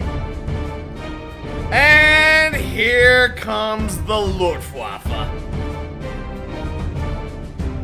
Or at least it was supposed to be. Just like the Kriegsmarine, things had started well, but as the old saying goes, no plan survives first contact with the enemy. True. And despite what people think, the main enemy of an airman isn't the opposing force, it's the weather. environment. Yep. Be it gravity, or in this case, the weather. The sole panzer unit involved, along with a detachment of paratroopers, had, with the aid of a show of force from a bomber wing, convinced King Christian of Denmark to capitulate with minimal resistance. The entire country of Denmark fell within hours, to the extent that Luftwaffe aircraft landed in various Danish airports to accept surrenders, including the city of Aalborg, which surrendered to Oberleutnant Victor Mulders, brother of Werner Mulders, head of Luftwaffe fighters.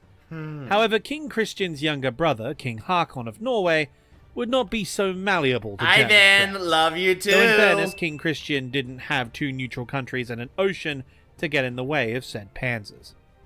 The rest of the Luftwaffe had taken off from northern Germany, bound for Norway, but the same morning fog that had caused issues for the Navy had now turned into a thick cloud bank and rain squalls all over the place. There wasn't a way around the weather, and given their ordnance loads, climbing over it wasn't an option either. Oh, Not to mention you the gotta fly paratroopers through were it. in unpressurized cabins on transports, Yay. along with a full-scale airlift coming in behind them, and those guys didn't even have parachutes. There was only one thing for it. They'd have to fly straight on through the weather and hope for the best. What came next? was an absolute disaster. Yep. The lead flight of Ju-52s made it through the weather, heading for Sola at Stavanger. Capturing this airfield was vital to shut down the Norwegian Air Force and begin the airlift. Unfortunately, when they had formed up, one of their aircraft was missing, as was their fighter escort. The formation started to circle for stragglers, picking up whatever aircraft they could find. A squadron of Ju-88 high-speed medium bombers thundered past them. Their mission was to take out the airfield defences ahead of the landing, so at least that was still on schedule, though they too looked short of aircraft.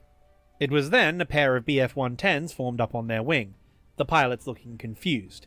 A whole squadron was supposed to escort them, yet they were the only fighters to arrive. Well, the bombers had gone ahead, so Hauptmann Capito, the leader of the transports, gave the order for mission start. They just had to hope that they still had surprise. If they didn't take the airfield, the Bf-110 pilots would have to bail out over Norway with nowhere to land. However, it should be stated that Gordon Gollop, who was leading the Bf-110 squadron detailed for their escort, had abandoned the mission and diverted to Denmark after two of his flight collided, killing both crews. And situations like this happened across all the major airborne drops planned for southern Norway. Aircraft were scattered, formations broke apart, some abandoned the mission while others continued on. It was an absolute madhouse in the skies above the Skagerrak, causing the pilots to break radio silence and call out to one another for a navigation. And watching all this chaos unfold was General Hans Giesler. The commander of Fliegerkorps 10 was watching the situation develop with mounting horror. His men were in disarray, and the element of surprise was almost certainly lost. How much you want to bet he reached for the schnapps? If the operation couldn't be brought back under control, he would have to abort the entire operation. Oh, sweet Jesus. If he waited too long, these are the idiots I have to work with. General Giesler ordered a full recall. Mission abort. They would have to take Norway the old-fashioned way. But by then, it was too late. All he ended up doing was throwing the disorganized air fleet into complete confusion. The Luftwaffe, despite being the most modern air force in the world at the time, had inherited the nightmarish bureaucracy and the ego-driven turf wars of its founding government. The arms didn't know what the legs were doing, and God forbid they even speak to the head, which doesn't have a clue about any of it. And, while it was good for the time and Germany was a leading proponent of radio communication, 1940s radio technology was far from the high-powered digital satellite wizardry we know today. Even with a really beefy transmitter, atmospherics could play surprisingly, they did all this without atmospherics smartphones. Like now. And so, when the recall order was given, a third of the aircraft heard it, another third heard a garbled mess and had to guess, while the final third was on the wrong frequency and heard nothing at all. Being perhaps the only recorded instance of a still airborne set of LGOPs, little groups of paratroopers. And so ad hoc formations of Bf-110s and Ju-52 transports joined up and headed to their objectives with little to no backup at all.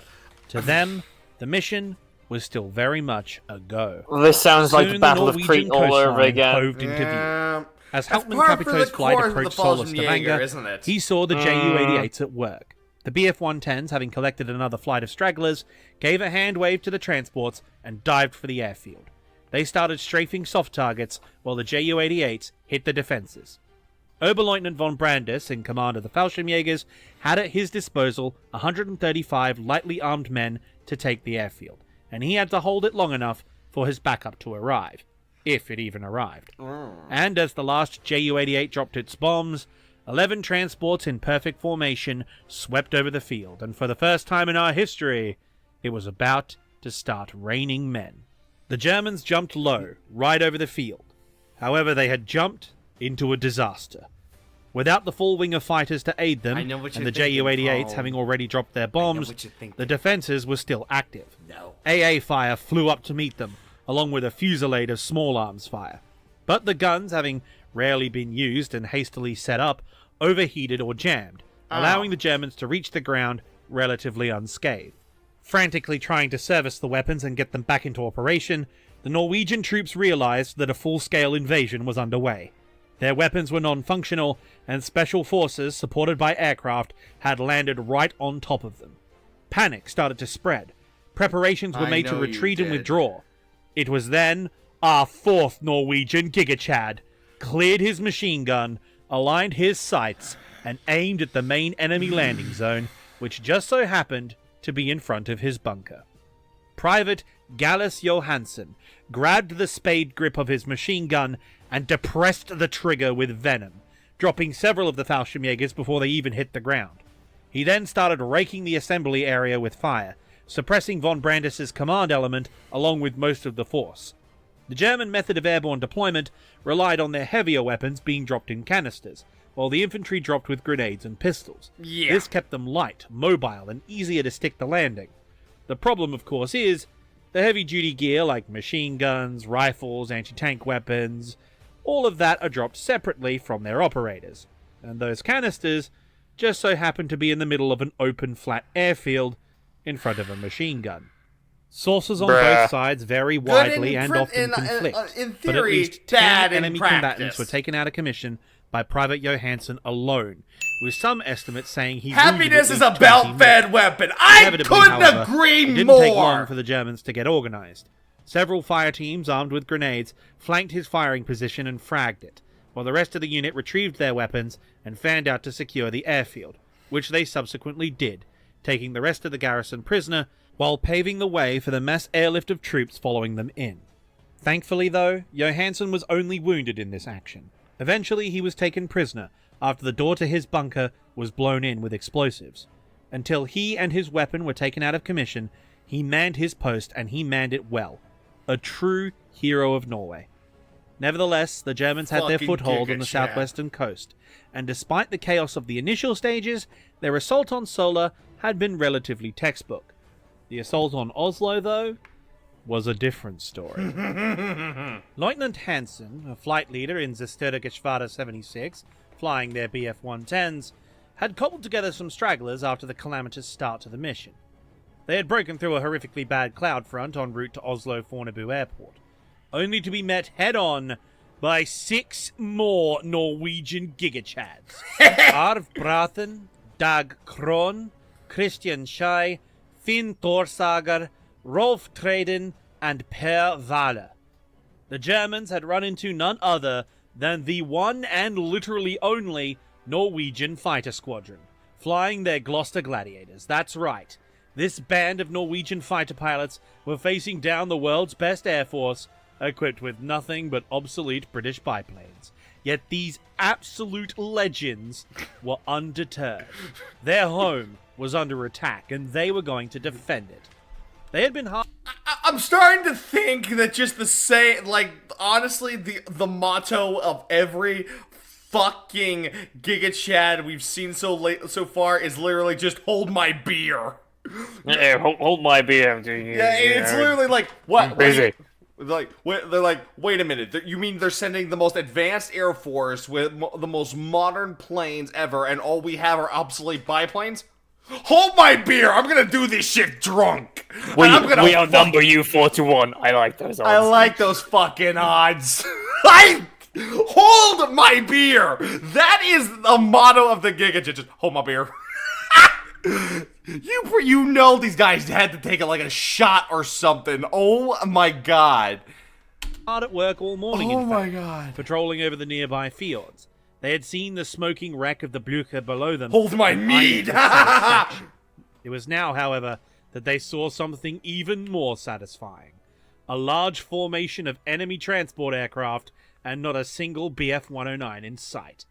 Diving in on the Ju-52... Never tell us the odds! Traden, who drew first blood, sending one of the transports down in flames, smoke billowing from its starboard Isn't engine this as like it just spun the into definition ground. of spawn The camping? Germans were paralyzed. Yeah, basically. This is spawn Unexpected killing. attack, I love leaving it! Bf-110s reeling as they scattered to escape the new threat. However, Lieutenant Erhard Kort had not acted fast enough. Before he could dive away and use the superior speed of his Messerschmitt, Dag Kron had flashed onto his tail. I'm hearing opening fire Attack at on very Titan close range. music, and it's He didn't stand fucking a chance. beautiful. The Bf-110 lurched over into a steep dive, its crew obviously Love you killed too, outright babe. by the Norwegians. And plus, attack, this is just what you have slamming to into the experience. ground on the Nesodden So, hey. Peninsula south of Oslo. The other gladiators split off and attacked the myriad of Luftwaffe aircraft filling the sky around them. HE-111s and DO-17s, on their way to hit targets inland, had been caught up in the air battle and were now subject to ferocious attack. Per Valla, having spotted the bombers, picked out an HE-111 and emptied his guns into it, sending the Heinkel spinning down right next to his home airfield at Fornebu. Dag Kron got his second kill, hitting the same formation, blasting the first HE-111's wingman. By now, though, the Bf-110s had gotten organised and rejoined the engagement, all guns blazing. Christian Schei and his Gladiator charged into the German fighters, spraying his guns at everything that moved. He'd done the same to the transports before, wounding a number of the troops inside. But his luck was about to run out. Helmut Lent, a Luftwaffe pilot who would eventually become a 100-kill ace and the de facto leader of Germany's night fighter force, had singled out this overly aggressive Gladiator for destruction. Lining up the shot, Lent opened fire at close range, riddling Schei's aircraft as well as his left shoulder. With his flight controls damaged and throttle unresponsive, the Norwegian aviator lined his Gladiator up to land in a nearby field. There was a tense moment when his undercarriage snagged a high-voltage cable, but by a miracle it gave way while slowing him down. The biplane skidded across the ground, churning the earth, eventually grinding to a halt, tilting up on its nose. Against the odds, he'd made it down safely. Extricating himself with difficulty and with the help of the locals, he was quickly taken to a hospital in Sandvika, west of Oslo. With the Germans now organised and ever so slightly furious at being bullied by Norwegians in biplanes, the surviving gladiators promptly decided that it was time to leave, beating a hasty retreat to their divert fields. All except Per Valla, who, wanting to rearm as fast as possible and get back in the fight, chose to land at Fornebu, the Germans' primary target. As he taxied towards the hangars, frantic gestures from the ground crew as well as the loud reports of anti-aircraft fire warned him of the oncoming danger. Quickly turning his engine off, he unbuckled his straps and dove out of the aircraft, sprinting for a nearby slit trench. This would end up saving his life, as not a minute later, ZG-76 swept over the airfield, blasting every remaining aircraft on it. The two spare Gladiators, Tiger Moth trainers, a civilian transport, every aircraft on the field went up in flames on the first pass. God damn it, they were pissed. 110s made run after run understandably against the airfield's so. defenses, who frantically fired back at the offending Germans. However, being members of the capital city's garrison, who had sunk a heavy warship that morning, their morale and resolve was made of much sterner stuff, and they soon started inflicting damage on their attackers. One of Lieutenant Hansen's engines took a direct hit, spewing coolant everywhere, while another 110 was torn to shreds, leaking fuel literally all over the place, which was a huge issue as due to the bad weather, the unexpected dogfight, and the heavy resistance, most of the fighters had their red fuel warning lights on. They had to land. However, it appeared that they had achieved their objective. The enemy was distracted, their defenses halved, the enemy aircraft either destroyed or forced away, and at that moment a full wing of Ju-52s arrived overhead, ready to disgorge their paratroopers and take the airfield. Only they didn't. They started forming up into a line astern formation, with the lead transport dropping his flaps and cutting his throttles. Oh shit. Oh, you've got to be shitting me. In the chaos of the morning, the paratrooper force had received the recall and withdraw order, meaning they'd aborted their drop. But the airlift component had either not received it or, as the evidence suggests, ignored the command as an enemy ruse. Whatever the cause, an entire wing of transport aircraft were about to land on an enemy airfield, currently manned by an entire garrison armed with anti-aircraft artillery and machine guns. And very Lieutenant Hansen angry. had to think fast. He and his wingmen were out of ammo, as was Helmut Lent. Their fuel was low, and the lead transport was even now starting to touch down. He had no radio communications with the airlift forces, so he couldn't warn them off, and he didn't even have a flare signal or anything for that either. Then, it happened. The Norwegians unloaded on the landing Ju-52, tearing it to pieces along with the men inside, including Hauptmann Wagner. The other transports, seeing it happen, waved off immediately under heavy fire. However, the second in line was already on final, and he couldn't abort his landing. Lieutenant Hansen made a split-second decision, a decision which earns both he and Helmut Lent their own GigaChat award. They couldn't let their comrades get slaughtered. They had no fuel to divert to friendly territory, and without the paratroopers coming, there was no way to prevent the entire invasion from falling apart, especially after the Kriegsmarine got decimated. What do you mean? They've only lost one ship so far. Oh, right. We haven't got there yet. Oh no! The situation was dire. Their mission was I'm practically hearing a sad bust. German noises coming Except from my Lieutenant Discord. Hansen and the men of Every MG76 time I hear of decided, Narvik, my stomach No. turns over. if the paratroopers aren't coming, I guess we'll just have to do it ourselves. The pilot of the second Ju-52 suddenly noticed all the Norwegians start to panic and shift their fire to his left. He then nearly had a heart attack as skidding across the airfield in front of him, literally missing his nose by inches, was none other than helmet-length Bf-110. After skidding off the end of the runway and knocking over a farmer's fence, the rest of the Messerschmitts started emptying their remaining ammo into the Norwegians before following suit and crash landing on the airfield.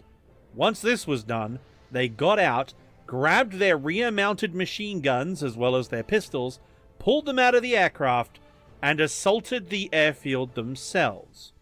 That's right. These Luftwaffe pilots If you want something, crash-landed okay, their you know what? Yes, pulled the sir. guns off the Respect! back, Fuck the paratroopers. stormed You know the what? Yeah, airfield respect. At the very themselves. least, respect. The Oslo garrison, upon seeing this take place, quickly decided that given that they were low on ammo and the enemy was willing to pull this level of bullshit, it was time to fall back and regroup. Yeah, fair The enough. Norwegians withdrew from the airfield. Yeah, I'm sorry, but if the enemy aircraft have lost all their ammunition, they're low on fuel, and they decide to say, nah, fuck that, I ain't going home, crash land this bitch, let's assault this ourselves. I'm sorry, I see the enemy do that, I'm like, okay, you want this field apparently a lot more than I do. I'll check you later. Yeah, I'm walking away. I don't blame them. Fuck that. Fuck me. And headed north, leaving their heavy equipment and the capital city behind. But they had done their duty, and they'd done it well. They had bought time for their royal family and King Haakon VII to escape, along with the government. But they weren't out of the woods yet. As the Ju-52 started unloading their troops, frantic radio calls were made to Fliegerkorps 10's headquarters, telling them that the field had been taken and reinforcements were required immediately. But the Luftwaffe air attaché to Norway, Hauptmann Eberhard Spieler, was not going to wait around and let the country's most valuable hostages get away. He had raced to the airfield with all possible speed after he had heard that the invasion had started, and even as the first transport unloaded its troops, he ran to meet them. After assembling the first wave of the landing forces, which included a small unit of Fallschirmjägers, a group of Luftwaffe field troops, and even a Wehrmacht marching band, he marched into Oslo to officially declare Germany's special military operation in Norway to defend its neutrality from the Western Allies, who so... A special military operation. Where have I heard that before? The fuck? It's almost as if this is used by tyrants and dictators to justify taking over a country because they're so weak and pathetic that they're scared of all the big nations like America really getting involved. Where have I heard that before?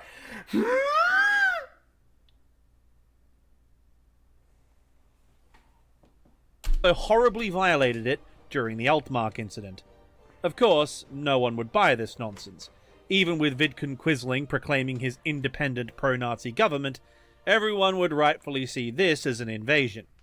But if they could get the king to sign off on it, as they had with Denmark, it would give them political and international legitimacy.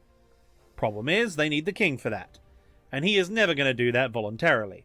So, after their little parade, Hauptmann Spieler assembled the small group of Fallschirmjägers that had shown up, tactically acquired an assortment of civilian vehicles, including several buses as well as an assortment of cars, and then charged after the fleeing Norwegian government, eventually catching up with them just after midnight near the town of Elverum. But they would advance no further, as a roadblock had been set up by the withdrawing Norwegian forces that clogged the road Craig completely Jorgensen for at least and 100 meters and fucking or more. Madsen machine The German guns, troops, baby. having failed in clearing the obstacles with their vehicles, dismounted and advanced past the blockade towards a small farming hamlet named Midtskogen. It was then the leader of the Fallschirmjägers got suspicious. With tree lines on their flanks, buildings to their front, and a roadblock forcing them to halt, this had trap or ambush written all over it. He ordered the mortar section with them to fire illumination rounds over the hamlet. Hauptmannspieler protested at the delay, but there was no sense in taking unnecessary risks. The flares lit up the snow-covered ground around the farm buildings, revealing our 11th Norwegian Giga-Chad, Captain of the Kingsguard, Olaf Helseth, who immediately ordered his men to open fire. At the initiation of combat, the Germans immediately went into action. MG-34s started laying down a base of fire as the paratroopers advanced. Yeah! However, they had not just walked into any ambush, they had just walked into a complex ambush. A Norwegian machine gun opened up on their flank, killing 2 or 3 men in the first burst, while pinning the attackers in place. This was followed by an attempted counterattack. Unfortunately for the Norwegians, though, these weren't regular riflemen. Yeah. They were elite airborne troops who, without missing a beat, shifted fire to the flanking force, throwing it back, and then they followed with a direct assault. But the Norwegian troops held strong. They kept the fight going for well over an hour, with each side both gaining and losing Every fire minute superiority counts. several times They made over the it course count. of the engagement. Eventually, though, something had to give, and in the end, it would be the invaders. A well-placed rifle round seriously wounded Hauptmannspieler, while the Norwegians executed an absolutely textbook fighting withdrawal to the north. Their quarry escaping and their commander dying, the Germans remounted their remaining vehicles and headed back to Oslo.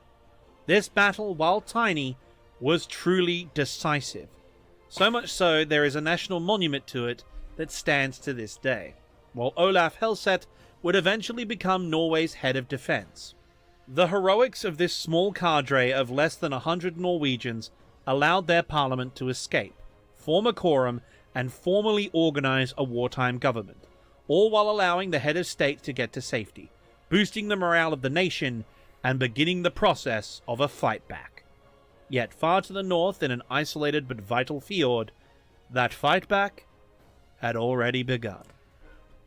I just have to say this, because that is fucking badass, how the fucking...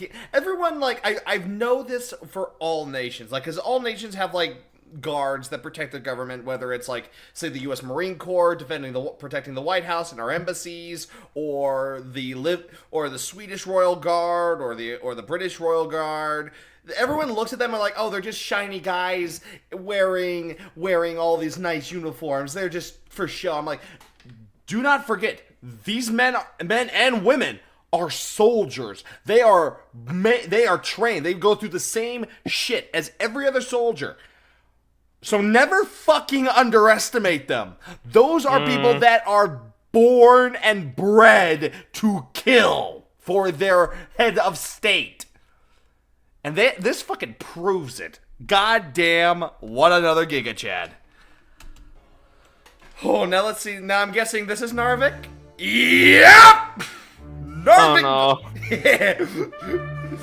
no. Would you like to sing the sound of a sad German boy? Go ahead. In Narvik, every time I hear about Narvik, my sad ex-Werebu Navy boy heart cries. It was that much of a fuck up? Well, you know how Germany hadn't many destroyers during World War II, Uh-huh. and losing every single one, losing even a single one is already a major setback. Uh-huh. Well, how about losing 6 of them in close combat in a fjord with the HMS Warspite? Oh, let us watch and observe it happen. After shaking off the exceptionally belligerent HMS Glowworm with the aid of Admiral Hipper, the first destroyer flotilla made it to Narvik in one piece and remarkably on time. And with the help of a secret Kriegsmarine base in the Northern Soviet Union, codenamed Base North, they pre-positioned civilian fueling tankers in the port, Definitely not just a to make sure they had a trademark. quick turnaround time. So all they had to do was drop off their invasion force, that being the Austrian 139th Regiment of Mountain Troops, or the Gebirgsjägers, refuel their ships, and then bug out back to sea in order to rejoin with the battleships Scharnhorst and Gneisenau, who had tagged along just in case home fleet showed up. The Gebirgsjägers, meanwhile, were to seize the town of Narvik itself and then immediately move to secure the rail bridge to Sweden. After all, the entire purpose of the invasion was to secure a warm water transit route for Swedish iron ore through Norwegian ports. If they didn't take this objective, the entire plan is quite literally derailed. Yeah? Come on, that one was God's good sake. too. Give it to me, please. Anyway. They're happy. Once they had actually seized and secured their objectives, they would dig in and then wait for airlifted reinforcements from the south, which by then should be under their control. This would quickly be followed by a mechanized force coming up from Oslo, securing the rest of the country on the way. Just as Falkenhorst envisioned, a lot of moving parts, but very simple in concept. But of course, like all military plans, it never survives first contact with the enemy, and worse still, this plan would prove that the only general more dangerous to the Germans than General Winter is Field Marshal Murphy. His law is as absolute as it is terrifying, and everything was about to go wrong. Upon approaching the mouth to the fjord, the destroyers smiling so much encountered it the Norwegian hurts. Navy's Narvik perimeter patrol. Just like the one in Oslo, this small force was comprised of 3 converted trawlers providing early warning. They managed to seize the 3 ships without combat, but not before one of them transmitted an attack warning to the 2 coastal defense ships guarding Narvik, a pair of clapped-out 40-year-old British gunboats. Realizing they'd probably been compromised, the German destroyers fanned out quickly and deposited the first wave of Gebirgsjägers to clear out suspected coastal batteries in the fjord. There actually weren't any coastal defense batteries, but they didn't know that at the time, and as experiences down south demonstrate, it was definitely a good idea. What mattered is they had troops ashore and the initiative. Advantage Kriegsmarine, so it seemed. It was hoped they could avoid a fight like they had with the patrol craft, so a preemptive move was the wisest course. Then, out of the murky mist of the early morning, came our 12th Norwegian Gigachad, Captain Odd Isaacson Willoch of the Norwegian ship Eidsvold, who immediately ordered the flotilla of 10 modern destroyers to turn about immediately or face the consequences. When the Germans didn't stop, he promptly fired a warning shot from the 8.3-inch main battery across the bow of the lead ship. This got their attention. The commander of the flotilla, Commodore Friedrich Bonte, following his orders to attempt a peaceful occupation, ordered his ships to halt and signaled the Norwegians that he was sending an officer to negotiate. Soon after, Korvettenkaptein Grek was standing on the bridge of the Eidsvold, asking Captain Willoch to surrender. They were hopelessly outgunned, and as they speak, Oslo was more than likely coming under occupation. Captain Willoch replied that he would need to consult his commanding officer, our 13th Norwegian Gigachad, Captain Per Askim, aboard the Norwegian ship Norge, before making any decisions. Yet as this conversation was taking place, the radio operator aboard was already relaying everything. Even as the German officer was still pleading his case, orders came back almost immediately. Open fire. After reading the message slip handed to him, More Willoch men nodded with his assent to the titanium radio operator, fucking turned to balls. Captain Grek, and politely but firmly refused. If they wanted a country that surrenders, they'd have to look elsewhere. As the now enemy officer returned to his ship, Captain Willoch ordered a red flare be fired to signal the start of hostilities. He then turned and roared at the top of his voice, Will you "All look at ahead that? full and man the guns. We're gonna fight, boys." An orderly Engines start roared to life of as the battle. bow swung towards the You're gonna need a bigger boat. I love it. Well, at least one positive thing we can take away from this is an orderly start of battle and a gentleman's start of battle. I will take this as a positive. Here's the thing. That's what history tells us. I'm pretty sure it went a little bit something like this. German officer comes aboard. We outnumber you. We outgun you. Please surrender. The Norwegian officer. Hang on. Let me consult with my commander. Yeah, they want us to surrender. Uh-huh. Uh-huh. Uh-huh. Yes, sir. Right away, sir. The commander tells you to go fuck yourself. You want a country that surrenders, go look somewhere else. Then get the fuck off my ship. Load the guns. It's time. It's cowabunga. Cowabunga it is. You know, that's how it really fucking started. That's why, like, if historical events happen and we're forced to do shit, Cry, I'm gonna ensure that all future history books, when they recount tales of our badassery, because we will be doing that type of shit, I'm gonna make sure they put in every fucking swear word, and they're like, well, what if the children? Fuck the children. They shall learn. They shall learn of badassery deeds.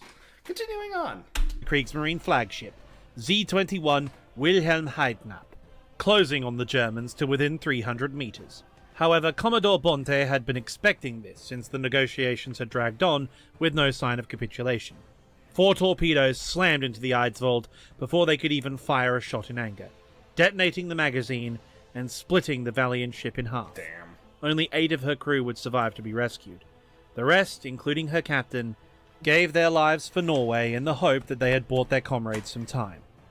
And they had. Norge was at battle stations and began engaging the oncoming invaders, while the local garrison was scrambling to get organized.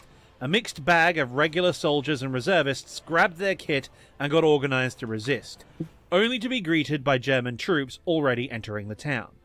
Thinking fast, the officer in charge, our 14th Norwegian Gigachad, Major Sigurd Omdal, led his band of approximately 250 men out of the town.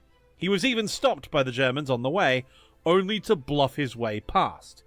He knew what they were here for, and he made his way to the bridge into Sweden as fast as his men could march. There were emergency demolition charges rigged to it.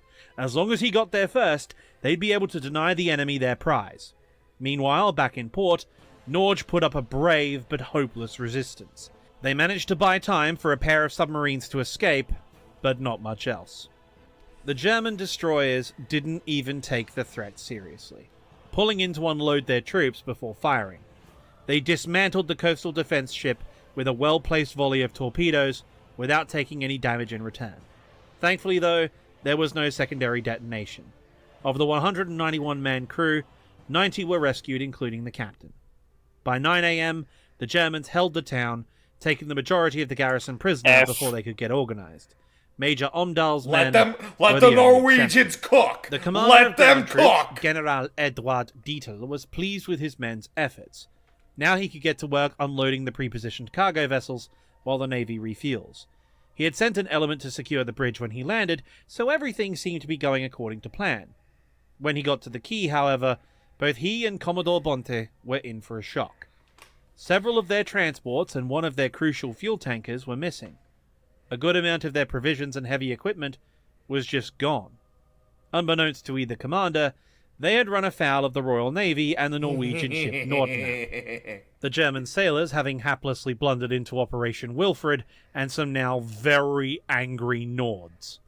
This was a disaster. They only had one oiler to fuel all 10 of their destroyers, and it wasn't even a dedicated replenishment vessel. It was, like a lot of Kriegsmarine shipping, a converted civilian freighter. It would take them over 24 hours to do. And then it got worse. Reports came back from the force sent to take the rail bridge that Major Omdal and his men had fought the Gebirgsjägers to a standstill, successfully blowing the bridge after evacuating a considerable number of refugees into Sweden. Try making the trains run on time now, you fascist pigs. Fuck yeah! Oh, gotta love it. Gotta love it. Yeah, oh, you needed this bridge to get iron and steel out into Germany? Yeah, good luck, buddy. I'm sorry. Fuck off. Oh, fuck yeah. While another unit of Norwegians had mobilized in time to defend Narvik's nearest airfield. Look at the guy! Look at him! Look at the guy! How happy he is. Yeah, he's so happy. He's like, I killed Nazis today. Oh, yeah, happiness is a belt-fed machine gun, right? Look, he's even got the anti-aircraft sight on it. He's like, I want a bag of Messerschmitt. He is so happy. Look at the dude behind him too. Yeah, he's just vibing. He's vibing. And look at the other. Look at the dude lying back. He's just chilling. Giga chat. What a bunch of dude. The guy in front. He's just smoking his pipe. He's smoking on that German pack, my boys. I gotta love it. forcing the Germans back. Oh my god. Their primary objective had just gone up in smoke, while suffering casualties his now isolated and beleaguered force could ill afford. Meanwhile, Commodore Bonte was now getting terrifying updates from the rest of Naval Group 1. Battleships Scharnhorst and Gneisenau had started transmitting contact reports, and they had run into none other than the battlecruiser HMS Renown and her task force, who were now demonstrating Royal Navy gunnery firsthand, crippling Gneisenau's fire control system with a direct hit. Oof. The Germans knew that this could only mean one thing. If there was a British capital ship hanging around, there was bound to be more. And it was now time to f***ing leave. Scharnhorst and Gneisenau made smoke and ran for it, while the destroyers in Narvik frantically started refueling. 30 knots, battle cruisers go It brrr. would take time. And it was becoming rapidly apparent. German commander of the Gneisenau and the Scharnhorst. Captain, there's a British battlecruiser. There's just one. Wait a minute. Where there's one, there's more. Adjutant, bring me my brown pants, for I am about to shit. To everyone, the time was the one thing they just didn't have. In the deep, dingy basement of Admiralty House in London, the senior leaders of the Royal Navy had now started to piece together the situation. Hitler hadn't missed the bus, he was in fact driving it, and they needed to The ships assigned to Operation Wilfred Chamberlain were now shitting himself tasked to in his seek and destroy cabinet all office. German shipping in Norwegian waters to prevent further landings, as well as to distract the Allied public from yet another unfolding disaster. One of the biggest knock-on effects, as implied by my reference to his quote, was the political position of Neville Chamberlain. After the Munich Agreement's failure to prevent the war, and now this whole Scandinavian shitshow, his ability to lead was not just questioned, it was outright rejected, with one senior MP heckling him in the House of Commons, "For God's sake, just go." Nevertheless, something had to be salvaged from this situation, and so the men originally stood down from Operation R4 were hastily recalled and re-equipped, while Royal Navy fleet units scrambled en masse with orders to be as aggressive as practically possible. It would take a while for them to arrive though, so for now, it was down to the ships already on the scene to respond. The closest ones to the area being the 2nd Destroyer Flotilla, under the command of our 2nd British Giga-Chad, Captain Bernard Armitage Warburton Lee. Now, he gets Chad points for the name alone, obviously, but it would be his actions on April 10th that would put him into the history books. He had received word from the Admiralty that a single German warship had taken Narvik, while he'd also heard that Renown engaged Scharnhorst and Gneisenau nearby. The situation was very confused. No one had any idea what was happening, beyond the fact that Norway was half occupied, and defecation had collided with oscillation in a most spectacular fashion. This wasn't enough to make plans around. Hell, it wasn't even enough to improvise around. There was no way the Germans took a defended port with just one ship. Even the dreaded battleship Bismarck they'd been hearing all those rumors about couldn't carry enough Marines to defeat the town's garrison, which obviously means the Germans have more than one ship. But just how many more? They had to find out, of course. But they didn't have any recon aircraft available, and even if they did, the weather was absolutely god-awful. There was a snowstorm brewing in the area overnight, so there was really only one thing for it. They had to go ask the locals. And so the British anchored off the coast in the middle of the night to drop off a shore party who promptly went to a nearby town on the mouth of Narvik's Fjord and asked what was going on. What the fuck? And I am sure you can see the problem. Yeah. None of them could speak any Norwegian, and the Norwegians couldn't speak English. But not to worry. After some awkward pointing, sign language, and a few English Scandinavian loanwords, they eventually worked out that at least 6 German destroyers were anchored in Narvik harbour, alongside cargo ships full of supplies for the Wehrmacht, who had seized the town and the local rail net. And then the Now, British Captain started Warburton drooling. Lee only had 5 H-class destroyers: Hardy, Hotspur, Havoc, Hunter, and Hostile. Man, British ship names are so cool. All we do in Australia and the United States is name them after people or places and battles. That's fair. You're fair. yes, That's He's valid. outnumbered by the force. Come on, America. Let's get some fucking USS Hotspurs or were Hunter. lurking somewhere Let's do so. Why The do the logical Brits choice would be to deserve all rejoin the with the heavy best fleet shit? units and get ready for a decisive battle. But Captain Warburton Lee didn't want a decisive battle, because he was a decisive man. The enemy is in port. They've been on constant duty for at least 48 hours, and with their battleships out front, they probably feel really secure. Calling his men to battle stations, the second destroyer flotilla... I'm pretty sure a puddle of drool was forming at the base of his fucking feet. Yeah, they spawn camped them. Again. Yeah, he's spotting. He's like, oh, look at those delicious German destroyers, all safe and snug. It'd be a shame if I came in and fucked their shit up. Oh, God, dude. of the Royal Navy formed up. You heinous! entered I Narvik love Fjord it! under the cover of a snowstorm. They would attack at dawn. The visibility was appalling. We ride at dawn, So much so bitches. that the British ships broke radio silence to accurately navigate through the rocky and craggy coastline of the fjord. However, the German sailors who were on duty were in their refueling evolution, while most of them were asleep, including Commodore Bonte himself. Because they were so undermanned, no one was listening in on known Royal Navy frequencies, as was normal standard procedure. The zero visibility conditions obscured the vision of the U-boats, who were supposed to be the outer picket providing security.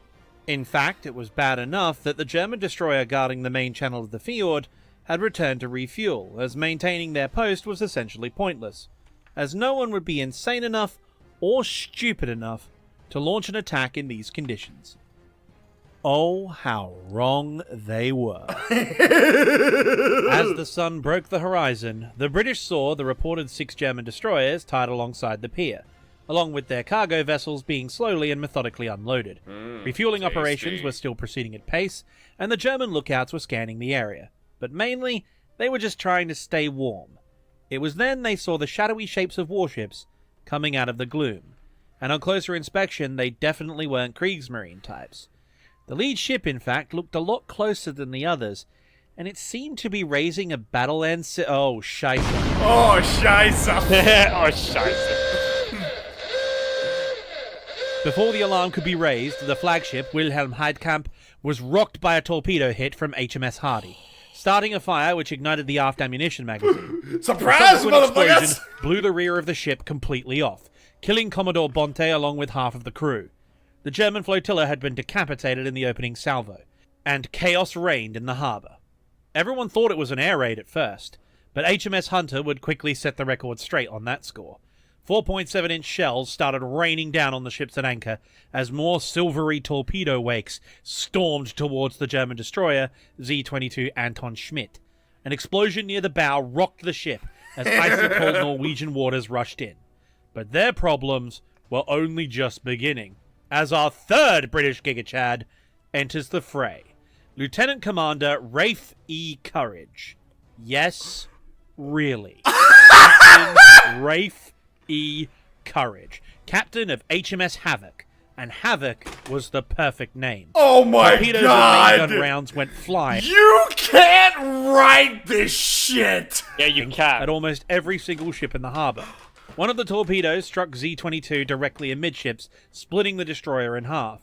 While causing such a catastrophic explosion, the shockwave knocked out the engines and electrical systems of destroyer Z-17 anchored nearby. Narvik Harbour was now a maelstrom of burning infernos and sinking ships. The Germans' cargo vessels were all shattered and sinking by their peers, with the only exception being, ironically, their fuel tanker, probably due to the fact it was parked near the destroyers, and those ships can shoot back, making them a far more pressing target. I'd still shoot speaking the of oil shooting tanker, back, because then I could now probably the get a Kriegsmarine were triple awake, kill. and an Collateral. almighty gunfight at close range broke out. Ships on both sides started taking serious damage. Z-17, unable to move, was forced to act as a floating gun battery. She ended up taking an absolute pummeling from HMS Hostile, so much so that the resulting fires forced the crew to evacuate to the pier and fight the fires from on shore. But Hostile didn't escape unscathed herself. She took hits from the other German destroyers, who had started getting underway. Captain Warburton Lee, seeing that his attack had been a success, ordered his ships to pull back into the fjord to regroup. He had evened the odds by hitting first, and now it was time to settle this with a stand-up fight, something the Royal Navy had proven to be very good at. But he had been operating on faulty intelligence, for we know that the German destroyer flotilla that took Narvik wasn't 6 ships, but 10. The other German ships had been dispersed throughout the different inlets in the Fjord to guard against air attack, all while freeing up as much pier space as possible for unloading and reprovisioning. Surrounded. And the British had sailed right past them. As the weather started to clear, dawn turned into day, revealing the unseen and undamaged Kriegsmarine vessels at full combat readiness, steaming at full speed to cut off their escape. It was time to leave, and they would have to fight their way out. With orders to make smoke, the British formed a battle column and charged down the German ships, who at that moment were crossing the T in front of them. Realizing their escape route was now blocked, Captain Warburton Lee transmitted a message to all ships. Keep engaging the enemy. It would be his last reject your reality and substitute my own! The Germans were in a much better position with a fresh crew. A full broadside from Z2 Georg Thiel smashed into HMS Hardy's bridge, killing the command team as well as the bridge officers of the ship. Only one of the officers survived. Of all people, it was the paymaster, Lieutenant Geoffrey Stanning, whose first instinct was to ram Z2 in retaliation. But the constant fusillade of fire had knocked out their weapons and damaged the ship to such an extent it wouldn't be practical. Heavily wounded, with his remaining strength, he conned the ship onto the shore of the fjord and successfully beached it, saving the lives of the remaining crew on board. Definitely a man. The only HR rep who will ever get this award. So, hey, you know what? Sometimes HR, sometimes you know what? Sometimes they can get a win. Sometimes a few of them can make a win. So good on him. Good on him for breaking the stereotype. Meanwhile, HMS Hotspur was burning fiercely, and HMS Hunter had taken serious torpedo damage. They had managed to force their way past the Germans, but at serious cost to themselves. The situation was looking dire. It was then that Captain Rafe Courage once again began living up to his name by covering the escape of the surviving ships, by making a smokescreen, and then charging down the now pursuing Kriegsmarine, all guns blazing. Sadly, they couldn't... No joke for this one. His name is literally Captain Courage. He's the main character, my people! Yes! Yeah, you can't... There's no joke for this. It's just like, his name is Captain fucking Courage. You should just accept defeat at this point and go home. Just like, oh, his name is fucking Courage, let's all go home. We lose by default. Let's just go. Just go home. Save HMS Hunter, but the heroics of HMS Havoc and her captain scared the Germans off, allowing everyone else to escape. Smart! And the final cherry on top of this operation? You know the massive cargo ship bringing the next batch of crucial supplies to the Gebirgsjägers in Narvik? Yes. That cargo ship ran headlong into the British as they were leaving, quickly being dispatched by HMS Havoc's guns. As the fires were put out and the dust settled, 2 German destroyers were sunk, 7 supply ships were sunk, 4 other destroyers were heavily damaged, one of which being beyond repair, while the commodore of the entire naval operation was blown into itty-bitty pieces. The British, meanwhile, had lost 2 destroyers, suffered heavy damage to a third, and lost their captain.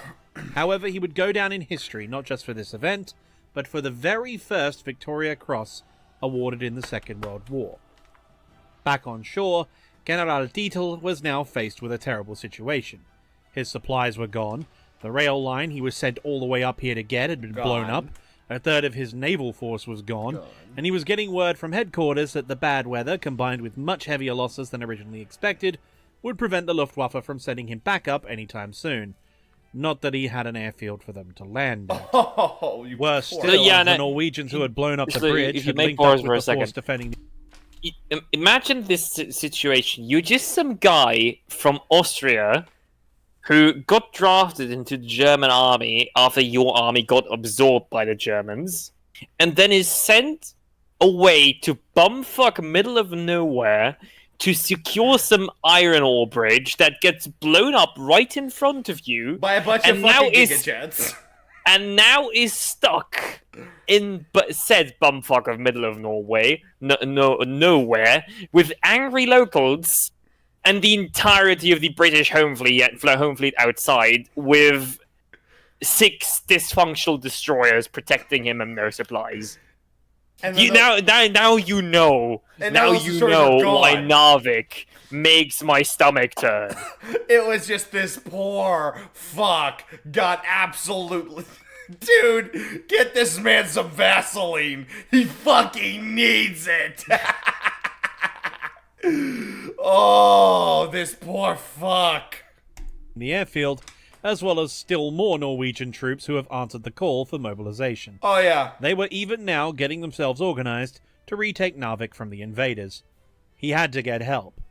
Getting the Luftwaffe back on the line, he demanded they send help. There was a frozen lake nearby they could try and land on.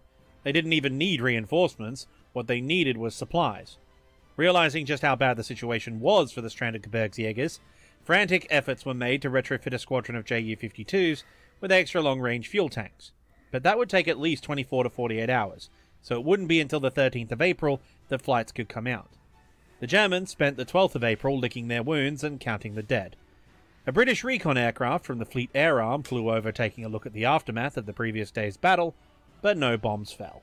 However, that aircraft only had one engine, meaning it was a carrier aircraft. This was a rather ominous sign. Though as the sun rose over Narvik Fjord on April 13th, news came down from Fliegerkorps 10 that the modifications to the transports had been completed and that the Luftwaffe was on the way. Furthermore, the Wehrmacht had gotten some of its heavier gear ashore down south and were at that very moment marching north to relieve them. It would take a lot of time marching across the hinterland of mountainous Norway, yet help was coming. But not soon enough.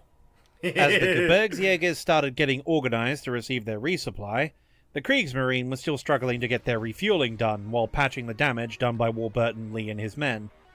It was then, softly in the distance, though steadily getting louder, they heard music, as though it was passing through the fabric of time itself, similar to the rumbling trumpet phenomena you occasionally hear near low-pressure weather systems.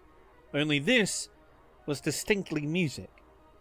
It was then a dark, shadowy shape loomed up the field, escorted by an entire fleet of destroyers and a squadron of aircraft.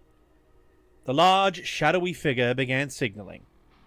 The signal read, "I'm not locked in here with you. You're locked in here with me! Oh, yes, baby! Oh, this... Why on earth did we stop building battleships? Because they are unpractical. Fuck practicality!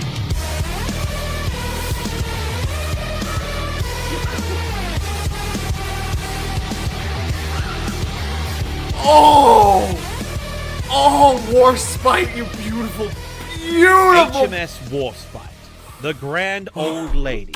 I need a minute. To this day, I cannot fathom how, as a destroyer that is made for torpedoing big targets at close range, you fuck up sinking a big fuck off old battleship in a fjord. Warspite wasn't sunk in the fjord. I know. So how did the Kriegsmarine fuck that up? How did they fuck it up? Simple. They're led by a bunch of dumbasses. And the man who is fucking commanding the Warspite must have tungsten, must be just made of tungsten, and his balls made of adamantium. And he just is like, it's a fjord, you want a battleship? Did I fucking stutter? Get me in that fjord, or else I'm taking her in myself. This man had to just be like, this has to be the descendant of King Arthur or some shit. And no, his fucking fucking Warspite. Why was this ship destroyed? Ugh!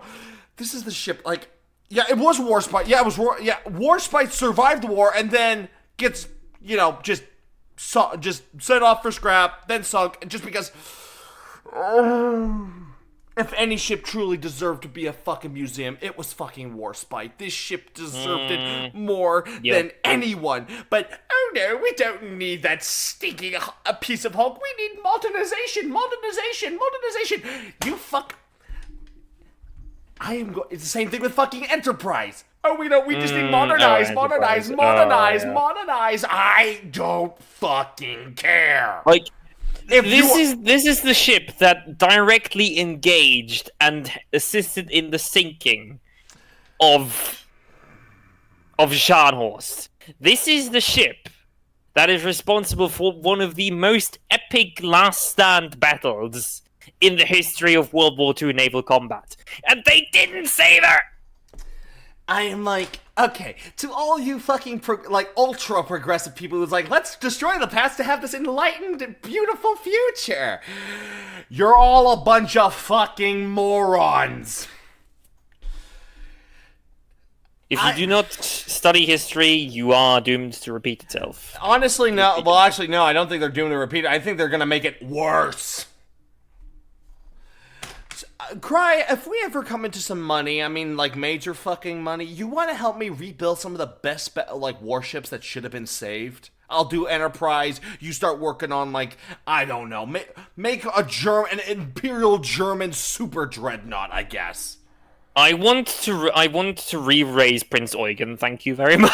I would help you entirely with that! I mean, come on, Prince Eugen, what the fuck, America? You take one of the most advanced cruisers and for the time. You bring it, you parade it around Norfolk, Virginia. Look at this ship, brand new ship we got from Germans, and let's drop a nuke on it. Taken from Anime Anarchy's video on Prince Eugen. Once the magic space crowd wizards left, shit didn't work anymore because the Americans didn't know how to operate her because. Guess what? High pressure boilers are very, very hard to maintain. Yeah. Here's what we're gonna do. We're going to, number one, we're gonna raise the Prince Eugen. We're gonna restore her. I'm going to rebuild the USS Enterprise, the original, and then I'm also going to rebuild the Yamato, and then we're going to bring back the Warspite. We are going to restore these old ships so that way all these enlightened fedora-wearing, avocado toast-eating fucks. Yes, I'm talking about millennials. I am one too, so I get to talk shit on my generation. So Gen Z, Gen Alpha, boomers, shut the fuck up. It is I, the only millennial, who has the right to talk to my own generation like this. We're gonna solve our fucking problem. I am sorry, but you scrapped and didn't save this beautiful fucking warship. I want my Warspite back. I want the Warspite back. Fucking Kia booze. Shut up. I want Enterprise back too. I want Enterprise back too. I know, I'm just saying it to annoy you. You've all pissed me off. Let's continue this, but let me watch the magnificence that is Warspite before I blow a fucking gasket. Yes, let's do that. Queen of the Sea had entered the fjord undaunted. Such close-in and narrow waters were thought to be too dangerous for a force of this size. But the men of the Royal Navy never back away from a challenge in seamanship, as we've established. Captain Bay, leader of the German flotilla, ordered his ships to push up and engage the enemy in open waters, only to suddenly realize that Warspite was coming to meet them. In a twist of amusing irony, the words of Admiral Farragut were most appropriate. Damn the torpedoes! Full speed ahead. She had even launched her Walrus seaplane, which then went and immediately sank one of the U-boats standing guard to prevent just this sort of situation, marking the first submarine sunk by aircraft in World War II. The other U-boat couldn't get into position to shoot because Warspite had taken the only part of the fjord deep enough for them to safely attack. The gunners aboard the Grand Old Lady immediately went to work. Within minutes, her 15-inch guns began murdering German destroyers. It was only by a miracle that they managed to hang in the fight. Near misses inflicting shock damage while raining shrapnel and shell fragments across their decks. The British destroyers began flinging torpedoes at anything still floating, while HMS Furious's air wing flew in overhead, dropping bombs and strafing. The German commander, out of ammo, out of fuel, and cornered by the angriest ship in the Royal Navy, made the toughest choice a fleet commander can make. He ordered his vessels to be beached or scuttled. And with that order, Destroyer Group 1 met its end. Bye-bye. The German sailors began detonating their scuttling charges or ramming their ships ashore. Once they were certain that their ship was out of action, they abandoned ship. Meanwhile, with their work handily done, the Royal Navy withdrew in good order, without having lost a single ship and only suffering minor shell damage. Their only significant losses were 2 aircraft shot down during the engagement. As the victorious British sailed away, Captain Crutchley, our 4th British Gigachad, and Captain of Warspite, was heard to remark, "It was just like shelling peas." General Dietl, Captain Crutchley sings German fleet, drops one-liner, refuses to elaborate, throws on shades, and walks away. Leaves. Oh! If I could just get a 10th of the level of Gigachad as this man, I will be happy. I will be happy in life. Not content, happy. quickly went down to the port and organized the now shipless sailors into naval infantry units, sending them down to the frozen lake in preparation to unload their resupply aircraft. At this point, he was probably thinking it just couldn't get any worse. Oh, that was your first mistake. But as we know, it most definitely could. His airlift arrived. Only one of our heroes from earlier, unfortunately I couldn't find out which one. What do you want to? How much you want to bet he actually said, like, after he organized everything? It's like, okay, well, things can't possibly get any worse. How much you want to bet he said that? I'm willing to bet a fucking schnitzel on it. Had intercepted the flight in his Gladiator, shooting one of them down. 3 more transports crashed on landing, you while the rest froze into the ice while they were being unloaded. And it was at that precise moment the Norwegians, who had gotten reorganized, chose to counterattack in force and seize the lake back, taking half the supplies, For God's sake. as well as capturing and subsequently destroying all their aircraft. It was now at about this point, with all these calamities stacking up on one another, that General Hans Giesler and General von Falkenhorst decided that they would need to take drastic action. The Fallschirmjäger units down south, their mission complete, had reorganized, and in an effort to speed up their advance from Oslo and link up all their forces, they were dropped in the area of Donbass. No, not that one, this one. A crucial rail junction between Oslo and Trondheim. However, like in a mini Operation Market Garden, the weather was so bad half of them crashed. The other half got scattered to hell when they did drop, and they dropped in the wrong place, straight into an entire division of Norwegians assembling to repel the invaders. They were immediately surrounded and attacked relentlessly. Eventually, they would be forced to surrender, representing a major victory for the Norwegian forces and a huge blow to the Germans, who didn't have that many assets to begin with. Narvik would have to wait until the weather cleared and more German forces managed to advance far enough north so that they could airlift men in. But that could very well take weeks. No! Oh And no! wait a minute. Do you guys hear bagpipes?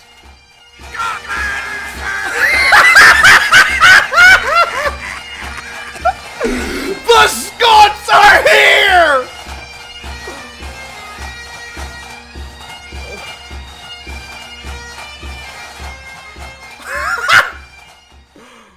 Throughout the latter half Just of April admit- and into Just admit defeat at this point.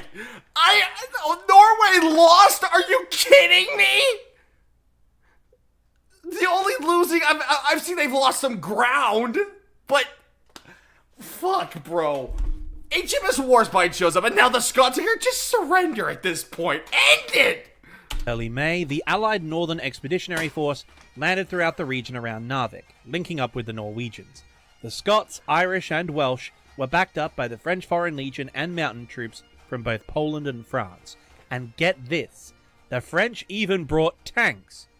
But sadly, as the Allies were getting organized to start going on the offensive, Hitler made his move. Uh-oh. On May 10th, 1940, the Germans began Case Yellow, their invasion of France and the Low Countries. Ooh. Luftwaffe airstrikes and airborne assaults, many of which being led by the men who took Fornebu and Sola, crushed both Belgium and Holland within days, while Rommel and Guderian began tearing through the Ardennes into the Allied rear, now that's what cutting we off their understand. best troops. Yeah. The entire campaign was a fait accompli.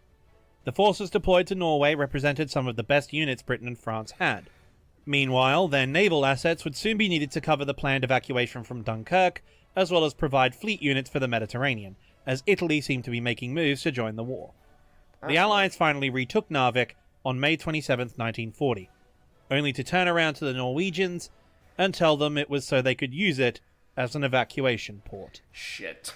After all their heroics, after all that sacrifice, and the victories they had won over the Nazis, Norway was to be abandoned. Why is this sounding like one of our Hearts of Iron As campaigns? British and French soldiers fought for their lives trying to escape from Dunkirk, German panzers closing why in am on I them, always while France? Stukas screamed overhead. Their comrades 2,000 miles to the north God, we were should doing do exactly that the same campaign. thing, You play England, I coming play under France. air attack from approaching German God, forces. he wanted to do that It was himself. then that disaster struck. Realizing the British were on the run, the Kriegsmarine sortied Scharnhorst and Gneisenau to make a hit-and-run attack on the evacuation fleet, only to run into the aircraft carrier HMS Glorious, out of position with only a small destroyer screen for defense. Shit. The German battleships, realizing the opportunity, advanced and tore her to pieces. But in keeping with the aggression seen in Allied destroyer captains, HMS Ardent closed with the two offending capital ships and peppered them with 5-inch fire and torpedoes, inflicting considerable but My name is Inigo Montoya. You killed my father. Prepare to die! not fatal damage. God With home almighty. fleet almost certainly bearing down on them at max speed to off, get Tribal. vengeance and needing to repair their battle damage, the Germans, having sunk an aircraft carrier, decided that this was a prize worth taking and leaving. Both Scharnhorst and Gneisenau would end up terrorizing British merchant traffic during the upcoming Battle of the Atlantic. But for now, they'd done their part and needed a refit. The Norwegian government boarded HMS Devonshire at Narvik to go into exile, and by June 10th, orders were transmitted to all surviving Norwegian army units to lay down their arms. And thus, our epic story has come to an end. But although this campaign is very rarely mentioned, its effects would have immense consequences. Neville Chamberlain, having suffered a major embarrassment at being beaten to Scandinavia by Hitler, was forced to resign his post, being replaced by Winston Churchill. And in holding out from April 9th to June 10th, Norway was the most fiercely defiant nation of all the Allied powers. She had held out longer than any other Allied nation against German invasion. The bravery of her soldiers, sailors, and airmen inflicted irreplaceable losses on the Kriegsmarine, as well as the elite German Germany infantry. took it, but at And what even cost? as the order to surrender went out, half the Norwegian soldiers who survived the campaign immediately began organizing the resistance or joining Norwegian units in exile. It would be a group of these men who would form a special forces detachment to take out the Norsk heavy water plant, vital to Nazi atomic weapons research, while Norwegian aviators would form entire squadrons in the RAF, never tiring in their efforts to liberate their homeland.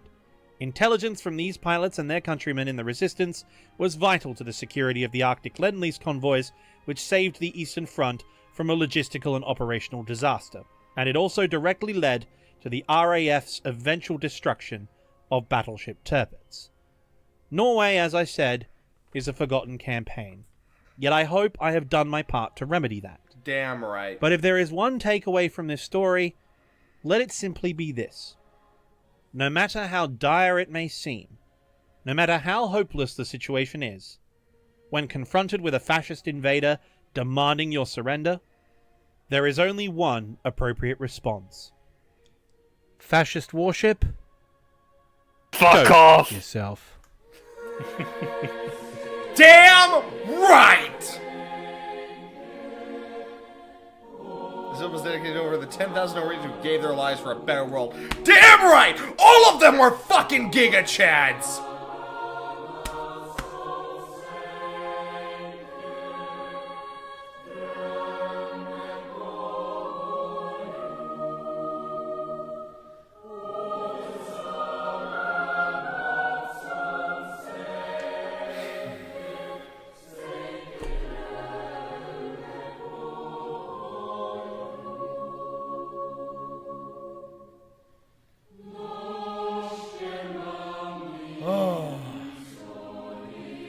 underestimate. Now I'm actually thinking Norway might actually be kicking some ass if Russia decides to fuck around and find out.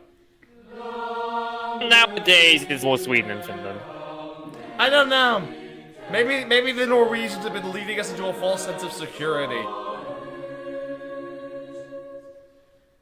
I hear they have like some of the best special forces in Europe, so.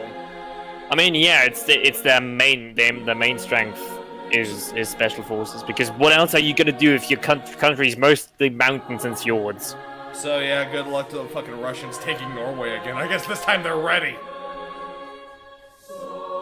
What we could take away from the Norway campaign is, tactically, for the Allies, it was a loss. Strategically, it was a huge fucking victory. Yeah, I guess how much? Because Germany lost a lot. 1 regiment of Fallschirmjägers, 10 destroyers hard to replace, 1 U-boat, 8 supply ships, and an irreplaceable heavy cruiser. Yep. So, yeah, I'm gonna chalk this up as to a. While the Germans did take a country, they lost a lot, and then they also had to deal with all of the resistance afterwards. So, yeah, I'd say Norway wasn't worth it. It really wasn't worth it. So, yep. Now, And the iron ore really was only helpful until they took France, because when they had French iron ore reserves, they had that. and they really couldn't, and in the end they couldn't really use it because only a few years later we started bombing the shit out of all of the German industrial complex. But anyway, it's been almost 2.5 hours. Holy mama, this was a long reaction. And it was also extremely fun. I thank you again, Cry, for tuning in with us. I hope to see you again in another history reaction. We'll definitely do. Absolutely. Also, remember, everyone, that my stream with Ven and Cry and a few other people, our big fundraising stream, is happening this weekend, starting Friday, so keep your eyes open for that on my Twitch. So please go follow me on it. And thank you all for watching. I hope you all enjoyed, and as always, you know who I am, I know who you are. I will see you all in the next video. Stay tuned.